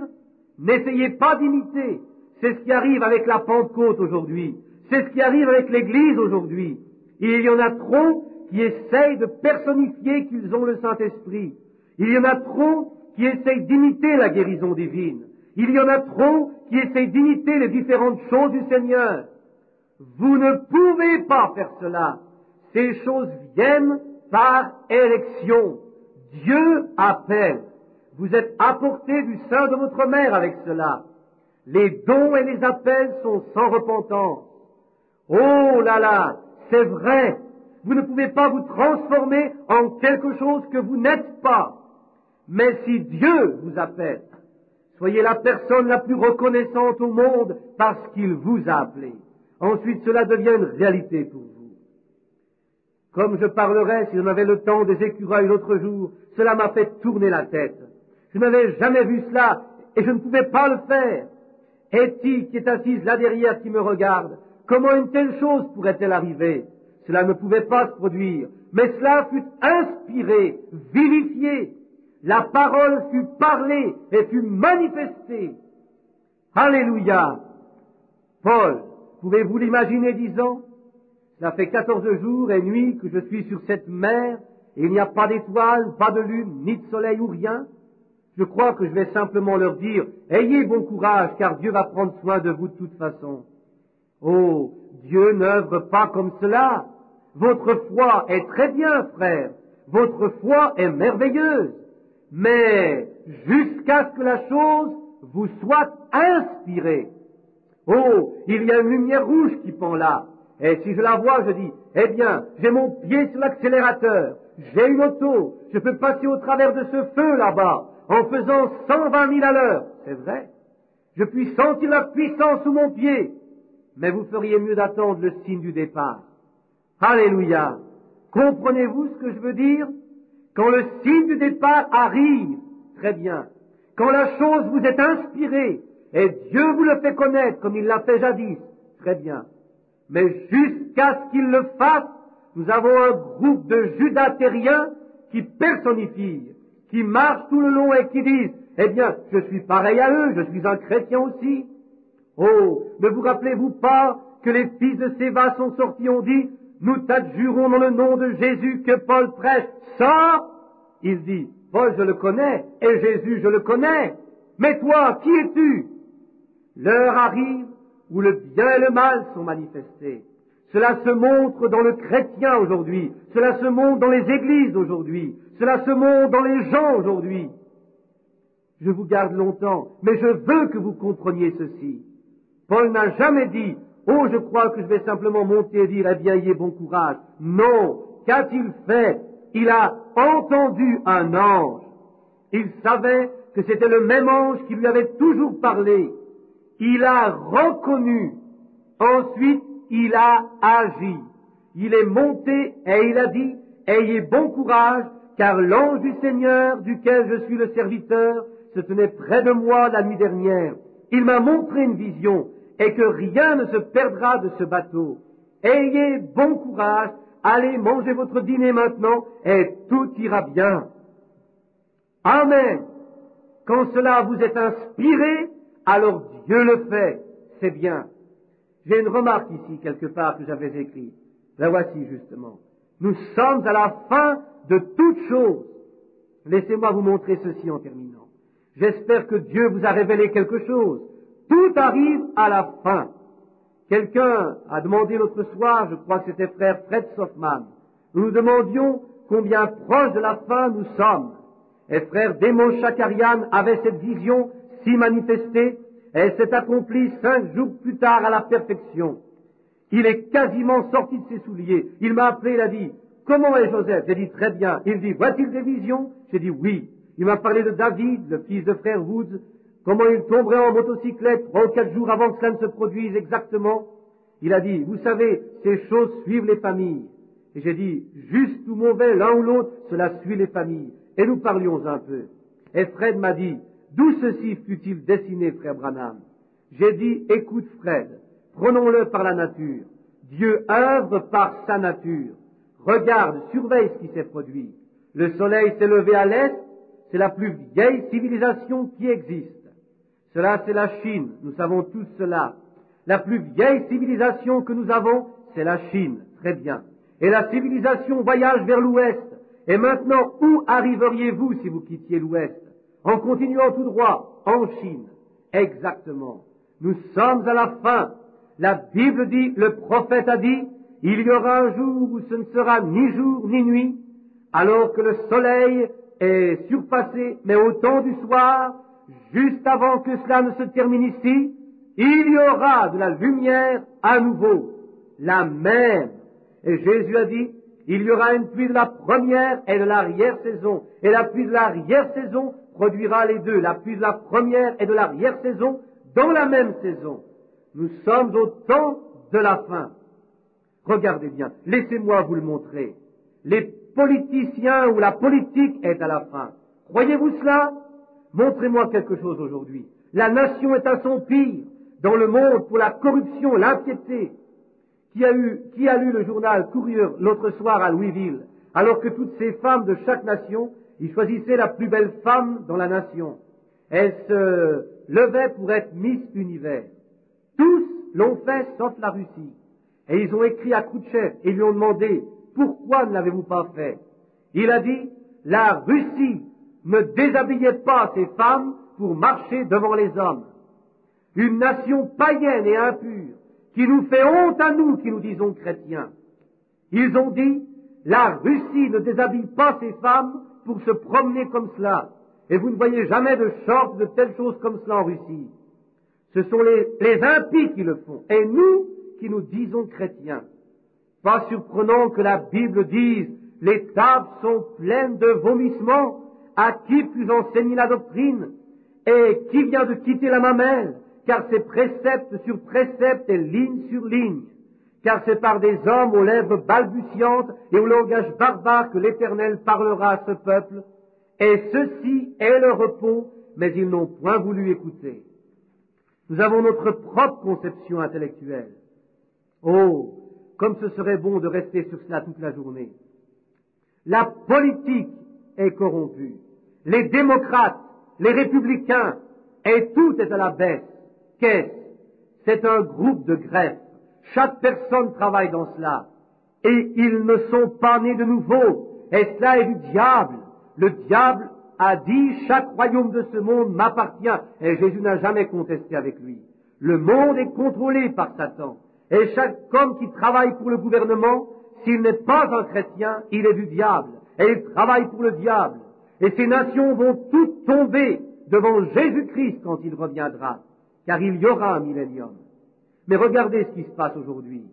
Ils me crient par la tête à cause du fait que je dépense de l'argent pour les chrétiens. Ils veulent me donner 20 ans de prison d'État à cause de ce que j'ai dépensé de l'argent pour opérer un mouvement religieux. Et le whisky, et la bière, et les cigarettes comptent des dizaines de milliers de dollars par année pour corrompre la nation. Et moi, qui essaye de prêcher la justice, me tenant dans la porte de Jésus-Christ, ils veulent m'envoyer au pénitencier pour cela. Et prendre les choses du malin comme cela, c'est très bas, rusé, intelligent, et ils laissent écrire cela pour les programmes de télévision qui corrompent le monde. Ils envoient leurs femmes aux chiens, une des plus grandes malédictions que la nation n'ait jamais eue, et ils devraient s'en sauver. Et ils veulent m'envoyer au pénitencier parce que je prêche l'Évangile et que je prends quelques dollars ici pour prêcher l'Évangile, que les gens me donnent pour prêcher l'Évangile. Je ne suis pas riche, je ne peux pas écrire cela, mais malgré tout, ils veulent m'envoyer dans le pénitencier, me tenir 2 ans et j'ai un procès qui vient bientôt. Oh, comme cela est bas et souillé. Oh Dieu, sois miséricordieux. Je dirais ceci, c'est peut-être la manière que Dieu a avant qu'il n'envoie la bombe atomique. Vous devez faire quelque chose de mal, vous savez. Vous devez toucher ces oins une fois pour cette même écriture. Sinon, ne touchez pas mes oins, c'est juste. Alors si cela doit prendre cela pour conduire au jugement, comme il en était du temps de Daniel ou quelque part ailleurs, que cela vienne. Je suis ton serviteur, Seigneur. c'est vrai. Oh oui, la politique, que c'est vil, la nation est corrompue. Eh bien, regardez comment ils vont habiller les soldats maintenant, en short. Oh, la politique, la guerre, la politique est fausse. La politique est à la fin. Les dictateurs sont dans l'erreur. Pourquoi ne sont-ils pas restés avec le roi pieux que Dieu leur avait donné, David? Le grand seigneur d'Angleterre a dit, c'est correct maintenant, mais il viendra un temps, dit-il, il n'y aura plus rien. Ce sera tous des voiles et il n'y aura pas d'encre. Et il a raison.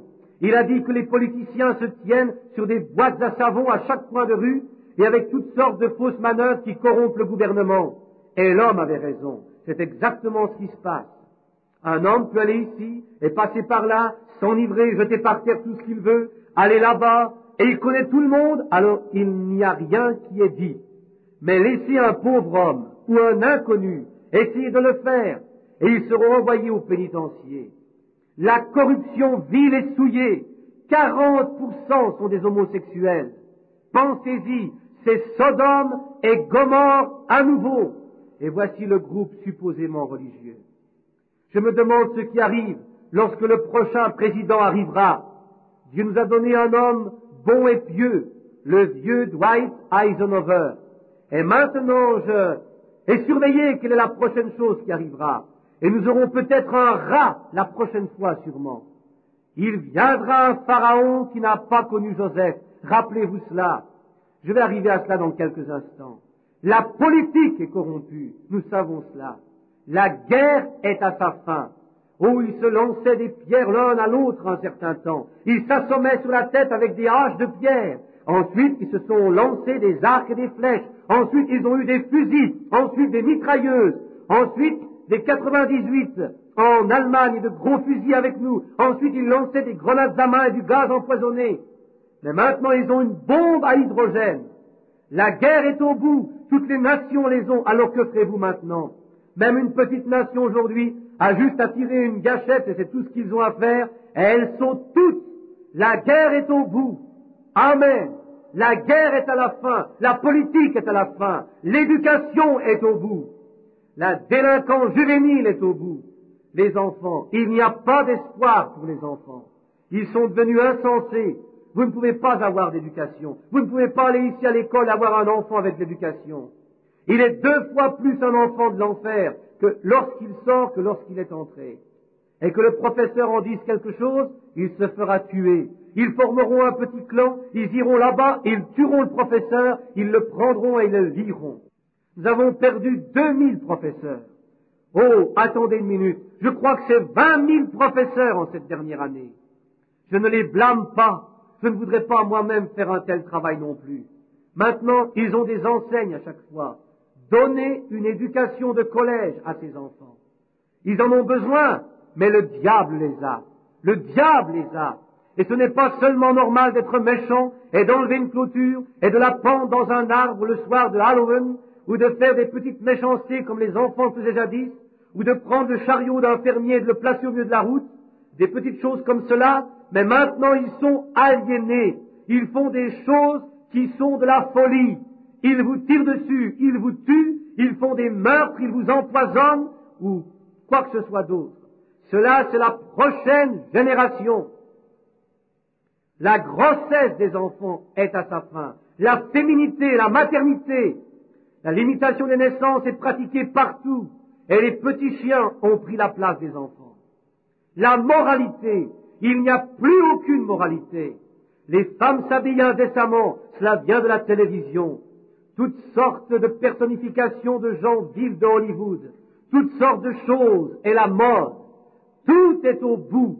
L'éducation est au bout. La politique est au bout. La guerre est au bout. La civilisation est au bout. Toutes ces choses sont à la fin. Oh, que pouvons-nous faire alors? Que manque-t-il? Nous sommes à la fin de toutes choses. Maintenant, la vie de l'Église est à sa fin. L'Église normale, l'Église. Maintenant, ceci va peut-être piquer un peu, mais l'Église charnelle, l'Église d'Ésaü est arrivée à sa fin. Que fait-elle? Elle se dirige vers la fédération des Églises, qui finalement va s'unir avec le romanisme pour combattre le catholicisme, ou avec le catholicisme pour combattre le communisme. Le pape Jean appelle toutes les églises à revenir, et elles le feront. Et comme elles s'uniront toutes ensemble, exactement comme cela est, ainsi dit le Seigneur. Vous dites, eh bien attendez une minute, frère Branham, vous vous écartez de la ligne. Si c'est vrai, alors Dieu a écrit sa Bible en dehors de la ligne. Vous devez être niché dans ce cas-là. Maurice Cerullo m'a dit l'autre soir, où est l'Antichrist, frère Branham? Les Juifs sont-ils l'Antichrist? J'ai dit, Maurice, et toi un Juif? Il dit, ils sont les gens qui haïssent Dieu le plus. J'ai dit, Maurice, ne dis pas cela. Dis-moi dans les Écritures où l'Antichrist est sorti de Jérusalem. L'Antichrist est sorti de Rome, pas de la Palestine. Il dit, eh bien, regarde, ils haïssent Dieu. Oui, Dieu n'a-t-il pas dit qu'il aveuglerait leurs yeux afin que nous puissions voir? Mais notre jour s'achève bientôt. Il dit, oh frère Branham, je n'avais jamais pensé à cela. Voyez, nous y voilà. Voyez, nous sommes à la fin. Le monde charnel, l'église charnelle, tout cela est à la fin. Surveillez comme il se dirige vers la fédération des églises. Les frères unis sont entrés, les pentecôtistes y sont entrés, et toutes les autres églises se sont organisées. Voyez-vous, vous étiez dans ces Cananéens tout le long, jusqu'à ces esprits d'Ésaü très religieux. Ils se sont confédérés avec le monde, avec aucune compréhension spirituelle, pas capables de vaincre. Ils ne sont pas des élus de Dieu pour être appelés et séparés. Oh, si je pouvais seulement vous le faire comprendre, si je pouvais seulement le faire descendre en vous de quelque manière. Ils ne le voient pas. Ils ont des yeux et ils ne voient pas, des oreilles et ils n'entendent pas.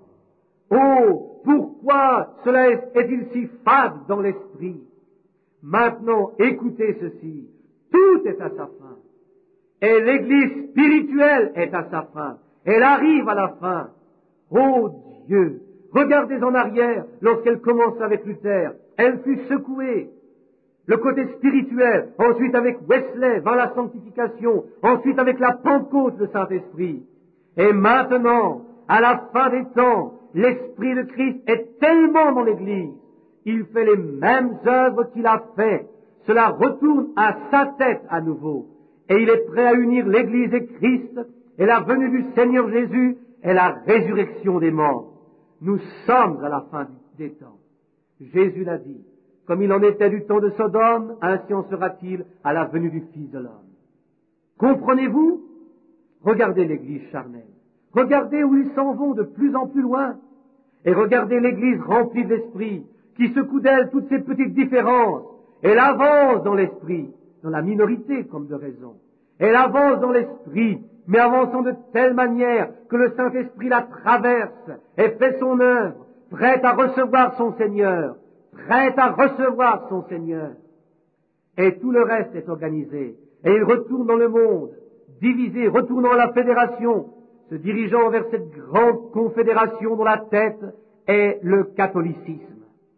Et il y avait une image formée à la bête. Une image. Quelque chose qui lui ressemble. Une confédération d'églises formée avec le catholicisme. Les deux ensemble, œuvrant ensemble.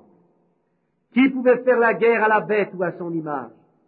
Certainement pas. Comment pourrions-nous revoir cela pendant des heures? Maintenant, laissez-moi vous dire ceci, et ensuite je terminerai. Je vous ai dit que ce serait long. Je me sens si stimulé quand Dieu même a dit ces choses. Il a dit, dis-le-leur, parle, ne garde pas ta paix plus longtemps, montre-leur. Et s'ils ne le reçoivent pas, alors le sang ne sera pas sur tes mains. L'heure est ici. Le temps, tout s'achève. Le monde est à sa fin. Il ne peut plus tenir. Les guerres sont à leur fin. Vous ne pouvez plus avoir de guerre. Si vous avez la guerre, cela ne durera pas. Le premier qui appuiera sur le bouton, ça y est. La politique, cela est pourri et corrompu. Le monde de l'Église, les méthodistes, baptistes, presbytériens, pentecôtistes, c'est le porc qui retourne à sa souillure, les chiens à leur vomissement. C'est vrai. Chacun d'eux. Et Dieu les appelle hors de cette corruption. Dieu appelle une église qui est élue. C'est exactement vrai. Ésaü, ils disent, nous sommes l'église. Je ne doute pas cela. Jacob était le père d'Ésaü aussi, c'est vrai. Mais je veux dire, Isaac était le père d'Ésaü et Jacob était son frère avec lui. Mais un avait la récompense du droit d'aînesse et l'autre le haïssait. Un a entendu, a reconnu et a agi. Et l'autre a dit, oh d'abord, que j'aille à l'église et que je fasse ce qui est bien, quelle différence ça peut-il faire? Nous y voilà. Maintenant, je dis ceci maintenant en terminant, une autre remarque. La vraie Église a tant de raisons pour vivre maintenant. Oh, ce devrait être un temps de jubilé pour la vraie Église, pour la vraie Église, pour l'Église élue, quand vous savez dans votre cœur que vous êtes passé de la mort à la vie, lorsque vous vous regardez et que vous vous voyez, surveillez votre vie et remarquez que toutes les choses du monde sont passées et vous êtes devenu une nouvelle créature. Écoutez attentivement maintenant en terminant. Vous savez que vous y êtes passé. Votre vie vous le prouve. Vous les reconnaîtrez à leurs fruits. Tout votre objectif entier, c'est Christ. Vous vous attendez à ce qu'il arrive d'une minute à l'autre. Vous marchez dans l'esprit. Vous l'aimez. Vous le voyez œuvrer au travers de vous. Il n'y a rien que vous désirez faire, mais il le fait lui-même. Oh, quel moment! Cela me rappelle l'artiste qui est allé à Rome pour apprendre à être un artiste, un jeune homme. Ils l'ont remarqué, il était si différent de tous les autres garçons et filles américains et de ceux qui allaient là-bas pour être des artistes et le reste du monde. Ce jeune homme, à lui seul, était remarquable. Il était un brave gaillard et un parfait type, et ils le remarquaient. Ils avaient de grandes fêtes, et ils descendaient là, comme ils le font à Rome, et ils s'enivraient le plus qu'ils pouvaient. Et je suis allé, et je l'ai vu pour moi-même. Ils sortent dans la rue, les hommes et les femmes, et ils s'énervent. Même dans les parcs, ils ont des aventures sexuelles. Même dans les parcs, ouvertement. Ils ne portent même plus d'attention pour personne. L'Angleterre aussi, et tout le reste d'entre eux, voyez-vous. Ce n'est pas pire qu'ici, c'est la même chose ici. C'est tout aussi pire. Seulement ici, ils le cachent juste un peu plus par rapport à la police et les autres choses. Mais c'est très horrible. Eh bien, ce jeune homme, il se tenait éloigné de toutes ces choses. Et quand ils allaient à leur partie, il les laissait aller. Mais lui, il apprenait à être un artiste. Alors un jour, un vieux concierge, qui était un chrétien, qui circulait alentour du musée de la galerie d'art, il dit, allons prendre une petite marche, faisons une petite promenade, jeune homme. Faisons une petite promenade, je voudrais te parler pour quelques moments. Il dit, très bien. Alors ils partirent. Ils montaient la colline tous les deux, avec leurs mains derrière eux, en marchant au haut de la côte. Et le soleil se couchait. Alors le vieil homme dit au jeune artiste, il dit, mon garçon, tu es un Américain. Il dit, je le suis. Il dit, tu es venu ici pour recevoir une éducation en art. Je suppose que tu veux gagner ta vie en étant un artiste. Il dit, c'est ce que je compte faire, monsieur. Il dit, je m'aperçois que tu es un chrétien. Il dit, je suis un chrétien. Il dit, eh bien, il y a une chose que je voudrais te demander. Je l'ai demandé aux autres. Ils disent qu'ils sont chrétiens aussi. Il dit, qu'est-ce qui fait que tu sois si différent? Qu'est-ce qui fait que tu sois si différent du reste de ces garçons d'Amérique et de ces filles d'Amérique? Qu'est-ce qui te rend si différent? Malgré cela, ils se disent tous chrétiens. Il dit, monsieur, voyez-vous la manière dont ce soleil se couche? Il dit, je le vois. Il dit, tout au loin, de l'autre côté de l'océan, il y a un certain État de Nouvelle-Angleterre, et dans une certaine ville de cet État, et dans une certaine maison de cet État, il y a une certaine fille à qui j'ai promis que je resterai fidèle. Il dit, c'est tout ce dont je pense, c'est d'avoir mon éducation en art et de retourner à cette jeune fille qui m'attend si fidèlement. Il dit, c'est pour cette raison que je vis comme je le fais. Oh, frères, sœurs, vous vous demandez peut-être pourquoi cela ne nous fait rien comment il nous appelle. Je ne me soucie pas comment il m'appelle. Je me tenais avec Fred l'autre jour à San Juan, Porto Rico. Je regardais au loin dans l'océan, je remarquais ce récif de corail à un demi-mille de loin, et ces grandes vagues s'y brisaient. Et il dit, les flamingos marchaient dans le jardin, et ainsi de suite. Il dit, frère Branham, ceci est comme le ciel. Je dis, mais la mer sera tranquille là-bas, frère. Je dis, juste de l'autre côté de l'océan là-bas, il y a un endroit appelé ciel. Il y a une certaine personne appelée Jésus dans ce ciel, qui un jour enleva tous mes péchés. Et je lui ai promis de lui rester fidèle. et que je ferai les choses qu'il me demanderait. C'est la raison pour laquelle je n'ai point honte de son évangile. C'est la puissance de Dieu pour le salut. C'est ce qui fait qu'un chrétien soit différent, parce qu'il a quelque chose à quoi il peut vivre. Inclinons nos têtes pour un moment. Mon ami déprimé ce matin, as-tu quelque chose de différent pour lequel tu peux vivre? Quelque chose qui te sortira de ce monde? Quelque chose qui vous sera à cœur plus que tout le monde?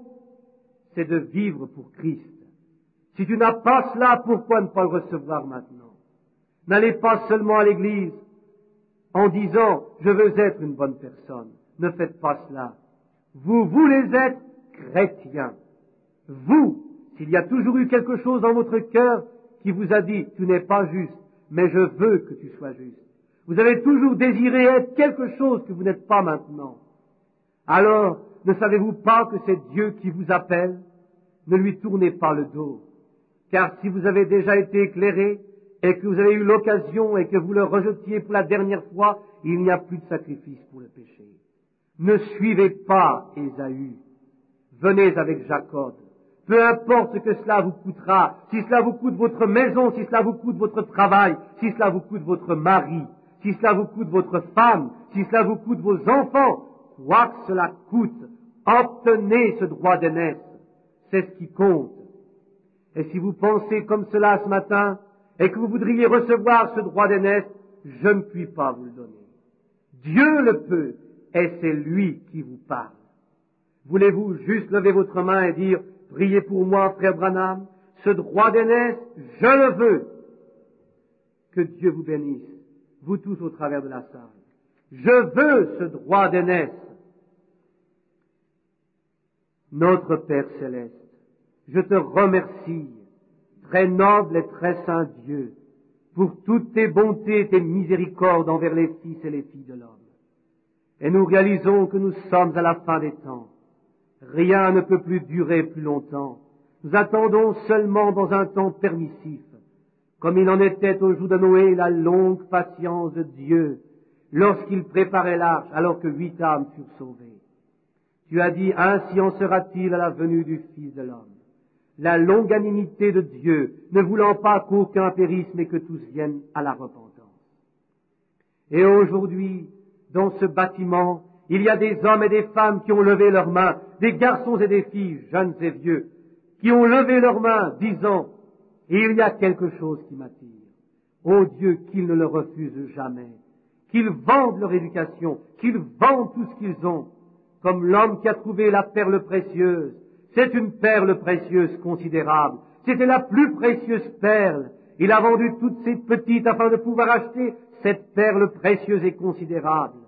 Qu'ils puissent vendre tout ce qu'ils ont de ce monde ce matin, toute leur popularité de ce monde. Ces femmes assises ici, Seigneur, plusieurs d'entre elles qui ont entendu l'Évangile prêché tant de fois et qui continuent à patauger dans le monde et à suivre la mode comme le monde et à s'habiller comme le monde, qui vont à des fêtes et à des choses du monde, qui participent aux choses du monde, qui agissent comme le monde, qui se servent des choses du monde. Ô Dieu, qu'elles aient honte ce matin. S'il y a un brin d'espoir en elles, Seigneur, active-le aujourd'hui, que ceci soit l'heure. Et ces hommes ici, Seigneur, ô Dieu, aie pitié d'eux. Plusieurs d'entre eux marchent encore dans les choses du monde. Ils ont encore des désirs se réjouissant des choses du monde. Pécher, fumer, boire, une boisson de société, une petite bière de temps à autre ou quelque chose du genre. Où ils convoiteraient, mettraient des photos de jeunes femmes habillées indécemment. Et tous ces corps qu'ils regardent dans la rue, et ils écrasent quasiment les gens pour les regarder, ils se disent chrétiens. Et sachant que la forme de ce corps de femme, dans 24 heures peut-être, va pourrir dans une tombe, des insectes et des vers rampant au travers des vaisseaux formés de leur corps. Et son âme là-bas dans l'enfer du diable, à cause de sa manière de vivre. Et toutefois, elle se retrouve ses petites lèvres peintes, elle rit et se moque de vous. Ô Dieu, sois miséricordieux pour ces gens. Ô Seigneur, fais qu'ils ne soient pas perdus. S'il te plaît, miséricorde, et envoie ta miséricorde. Donne à chacun d'eux, Seigneur. Tu es le seul qui peut donner cette bénédiction. Et si vous êtes appelés à la vie éternelle, que leur cœur s'ouvre et qu'ils laissent tout de côté ce matin et ensuite ils le recevront. Accorde-le, Père, et que le Saint-Esprit vienne dans cette réunion pour les malades et les affligés et permet que les gens voient que ce message qui vient d'être prêché ce matin, que ta venue et tout est à la fin, et même Jésus œuvrant dans son Église, et que cela s'accomplisse maintenant, Seigneur. Que tu puisses prendre ces gens entre tes mains, et quand ils voient le Saint-Esprit œuvrer, se mouvant parmi les gens, que ce soit confirmé par le message que j'ai prêché, que nous sommes à la fin. Et qu'ils entendent, ils ont entendu, et qu'ils reconnaissent que ce même Jésus, de la manière qu'il a agi dans son temps, le voici qui le fait au travers de son Église dans les derniers jours. Et ensuite qu'ils agissent en donnant leur vie et leur corps et leurs âmes et leurs esprits à lui. Je te les donne, Seigneur, dans le nom de Jésus. Maintenant, dans le bâtiment où sont les gens, j'ai envoyé Billy ce matin pour distribuer des cartes de prière. Il, partie non enregistrée sur la bande originale anglaise, note de l'éditeur. Êtes-vous malade ou dans le besoin? Si Dieu me révèle, comme il l'a fait à la femme au puits, et s'il me dit où se trouve votre trouble ou quelque chose à votre sujet, que vous savez que j'ignore, est-ce que cela vous donnerait la foi pour croire en Dieu? Est-ce que cela ferait que le reste de vous croit? Est-ce notre première rencontre? La femme répond non, note de l'éditeur. Très bien, vous m'avez déjà vu auparavant, mais je suis un étranger pour vous, n'est-ce pas? Très bien. Que le Seigneur accorde votre requête. Maintenant, est-ce vrai ou non? Oh, appelez votre religion intellectuelle. Et Baal dit, où est-il? Élie sur le mont Carmel dit, où est Baal? Où? Réveillez-le. Vous n'êtes pas obligé de réveiller Jésus. Il est toujours réveillé. Il est toujours présent, toujours vivant et toujours capable. Le même hier, aujourd'hui et pour toujours. Amen. Dieu reste toujours Dieu. Croyez-vous que votre trouble cardiaque va vous quitter et que vous allez être mieux? Vous ne venez pas d'ici. Retournez à Lexington et dites aux gens quelle grande chose le Seigneur a faite pour vous. Voyez-vous? Oh, cela passe au-delà de la tête de certaines personnes. Ils ne comprendront jamais. Une église vivante le saisira rapidement et saura que la présence du Saint-Esprit est ici. Quelqu'un là derrière a levé la main. Était-ce vous, madame? Croyez-vous que Dieu peut me dire votre trouble? Le frère là au bout, je crois qu'il a dit il y a quelques instants.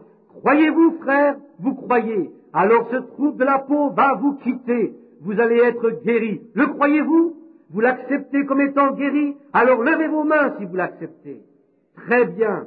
Il est un étranger pour moi. Vous savez cela, Pat. Une femme qui me regardait priait, elle dit qu'elle est une étrangère. Croyez-vous que cette pression trop haute va vous quitter? C'est vrai, n'est-ce pas? Levez votre main si c'est vrai. Très bien. Ayez foi en Dieu. Voyez-vous ce que je veux dire? Et qu'en est-il avec vous, les gens qui me connaissez? Avez-vous quelque chose sur votre cœur? Levez votre main. Voyez, il y en a tellement. Je ne peux pas le faire. Il doit venir. Vous savez, c'est votre foi. Georgie Bruce, je la vois assise là. Vous essayez toujours de trouver quelque chose pour quelqu'un, Georgie. Vous avez été guéri d'un cancer. Aucune question dans votre esprit. Ce jour où vous êtes entré dans ce tabernacle et que vous êtes sorti par cette porte là-bas, le Saint-Esprit est venu sur moi et vous a dit une certaine action. Aucune autre personne au monde ne savait cela, si ce n'est vous et Dieu. Et une autre personne. Est-ce vrai? C'est vrai. Vous me croyez, n'est-ce pas, Georgie? Croyez-vous que Dieu peut me dire ce que vous avez sur votre cœur? Est-ce que cela aidera le reste d'entre vous qui me connaissez pour croire? Je connais Georgie, mais elle pense à quelque chose. Elle a deux personnes qui sont éloignées d'ici. Elle prie pour eux. Tous les deux vivent à Corridon, c'est vrai. Elle a une personne ici. Elle prie pour un homme qui est ici à l'hôpital. Et vous priez, non pas tellement pour sa guérison, mais pour le salut de son âme. C'est ainsi dit le Seigneur. C'est vrai. Est-ce vrai, Georgie? C'est exactement vrai. Quelqu'un loin en arrière a levé la main, tout au fond là-bas en arrière. Vous. Oui, vous, qu'y a-t-il? Avez-vous levé votre main? Vous m'êtes étranger. Cet homme ici me regardant, je ne vous connais pas. Croyez-vous que je suis le prophète de Dieu, le serviteur de Dieu? Croyez-vous le Saint-Esprit, que ce que je vous ai dit est la vérité? Croyez-vous cela? Si vous voulez croire, allez demander. C'est la seule chose à faire, car vous souffrez du cancer, c'est vrai. Vous ne venez pas de cette ville, vous êtes de New Albany, c'est vrai, et vous avez le cancer. Si vous voulez croire de tout votre cœur, vous serez guéri. L'accepterez-vous? Levez votre main. Béni soit le nom du Seigneur. Je crois que cette femme-là, avec le chapeau, avec du blanc tout autour de la tête, cette dame de couleur a levé sa main. Très bien. Je n'ai pas encore eu de gens de couleur. Croyez-vous, madame? Très bien, monsieur. Croyez-vous de tout votre cœur? Vous avez un trouble cardiaque, un trouble d'estomac et des complications. Quelqu'un vous a amené ici ce matin. Ainsi dit le Seigneur. C'est vrai, n'est-ce pas, madame? Si cela est vrai, élevez le mouchoir que vous avez dans votre main, afin que les gens le voient. Et je n'ai jamais vu la femme de ma vie. Avez-vous levé votre main? Suis-je un étranger pour vous? Et vous, êtes-vous un étranger pour moi? Vous croyez que Dieu me connaît, ou plutôt que Dieu vous connaît? Vous croyez qu'il peut me dire ce que vous avez sur votre cœur? Vous priez pour quelqu'un. C'est votre père qui a un trouble cardiaque. C'est vrai. Et vous recherchez le baptême du Saint-Esprit. Ainsi dit le Seigneur. Oh, si vous pouvez croire. Et qu'en est-il de la petite dame avec sa main élevée comme ceci? Croyez-vous? Votre trouble, c'est cette éruption sur votre main, mais vous priez pour votre petite fille, c'est vrai. L'enfant n'est pas normal. C'est vrai, n'est-ce pas, madame? Vous croyez de tout votre cœur pour cela. Attendez, j'ai dit enfant. Attendez, oh, nous y voilà. Votre fils a eu un accident d'automobile. Il est infirme. Je ne vous connais pas, madame, mais c'est vrai. Et si c'est vrai, levez votre main. Maintenant, qui est ici? Qui est-ce? Ce n'est pas moi. Comment pourrais-je faire cela? Ne soyez pas sourds à l'esprit, aux choses spirituelles. C'est Dieu ici. Ce Saint-Esprit que vous voulez, le croyez-vous maintenant? Le croyez-vous maintenant? Très bien. Alors recevez-le maintenant, car c'est maintenant le temps de le recevoir. Croyez de tout votre cœur. Vous qui êtes malade ou dans le besoin, je ne puis guérir. Aucun homme ne peut guérir. Je ne puis pas donner le Saint-Esprit. Mais celui qui peut guérir et donner le Saint-Esprit, il est ici. Et c'est lui qui le fait. Maintenant, inclinons nos têtes. Croyez maintenant pendant que je prie pour vous et pour ces mouchoirs. Notre Père Céleste, pour autant que je le sache, j'ai passé par tous ces gens qui me sont des étrangers. Tout autant que je me voyais m'affaiblir et céder, je me sentais conduit que ceci est le temps peut-être que les élus doivent voir. Que tous et chacun, Seigneur, qui furent appelés, à qui il a été permis d'être appelés par ton esprit, quelque chose, leur foi, quelques-uns avaient plus de foi qu'ils ne le pensaient. Ils commencent dans leur cœur. Et la femme toucha son vêtement une fois quand il est passé, et il s'est retourné et a dit, qui m'a touché? Et ils dirent, eh bien, ils te touchent tous. Il dit, mais je m'aperçois que je suis devenu faible. Et il a trouvé la petite femme, et il lui a parlé de sa perte de sang et que sa foi l'avait guéri. Et la Bible dit qu'il est un souverain sacrificateur aujourd'hui, qui peut être touché par le sentiment de nos infirmités. L'Écriture dit, il est le même hier, aujourd'hui et pour toujours. Et s'il est le même, et le même souverain sacrificateur, il agira de la même manière et fera la même chose. Et que les gens voient que l'Église remplie de l'Esprit arrive à un sommet. Christ se prépare à venir chercher son Église. Ces derniers grands signes, comme il en était au jour de Sodome. Celui qui parla, il connaissait Sarah, il savait qu'il y avait une femme nommée Sarah, il savait qu'elle avait ri dans la tente. Il dit, ce sera un signe. Quand vous verrez cela, rappelez-vous que cette génération ne passera pas jusqu'à ce que ceci soit accompli. Le voici, nous sommes à la fin. Accorde, Seigneur, que chaque personne malade ici sache que Jésus-Christ vit et qu'il est présent. que ces mouchoirs soient bénis pour chaque corps malade à qui ils iront. Je condamne le diable pour les gens. Je le chasse par l'Esprit de Dieu dans la foi. Je chasse toute ombre de doute. Et que chaque personne ici qui est ordonnée à la vie éternelle le reçoive en cette heure. Que chaque superstition, que chaque petit désir, chaque petite chose du monde, chaque petit fardeau, comme dit la Bible, laissons de côté chaque fardeau et le péché qui nous enveloppe si facilement, afin que nous courions avec patience la course qui est devant nous, recherchant quoi? Une église? Une organisation? L'auteur et le consommateur de notre foi, qui est ici maintenant, Jésus-Christ, le Fils de Dieu. Ayons les regards sur lui. Nous ne sommes pas obligés de prendre des paroles que nous savons qui sont vraies, mais par contre ces paroles nous sont devenues réelles ce matin. Ce même Jésus qui est mort n'est pas mort, il est ressuscité. Et 2000 ans plus tard, il conduit son Église à un sommet. L'esprit de Judas œuvre parmi eux, mais qu'il laisse de côté chaque différente doctrine, tout en cette heure, et qu'ils le reçoivent. Qu'ils entendent, et c'est ce qu'ils ont fait pendant ce sermon, qu'ils reconnaissent maintenant que les paroles qu'ils viennent d'entendre sont rendues manifestes, et qu'ils le reconnaissent que c'est Christ. Et maintenant qu'ils agissent sur cela, qu'ils le reçoivent, qu'ils se lèvent sur leurs pieds donnant témoignage, et qu'ils aillent dans le royaume de Dieu en étant remplis du Saint-Esprit, que les malades soient guéris, que les affligés soient guéris, que chaque désir de chaque cœur soit accompli. Accorde-le, Dieu Tout-Puissant. Oh, maintenant avec nos têtes inclinées, avec vos cœurs ouverts, ayons un moment de prière juste avant le service de baptême qui suit, juste avant ceci. Il y aura un autre service ce soir. Maintenant, rappelez-vous, ne laissez pas passer cette occasion. Cela fait 2h30 que je suis ici ou plus, essayant de prendre mon temps et d'apporter l'Évangile et de vous l'apporter parfaitement. Ensuite, nous arrivons tout à la fin, et le texte même, entendre, reconnaître et agir. Ne laissez pas cela vous passer par-dessus la tête. Vous l'avez entendu. Reconnaissez-vous que sa présence est ici? Savez-vous que c'est lui qui vous appelle? Alors, agissez en conséquence de lui. Que Dieu soit avec vous. Ayons un temps de prière. Frère Neville, terminez par la prière. Vous pouvez prier.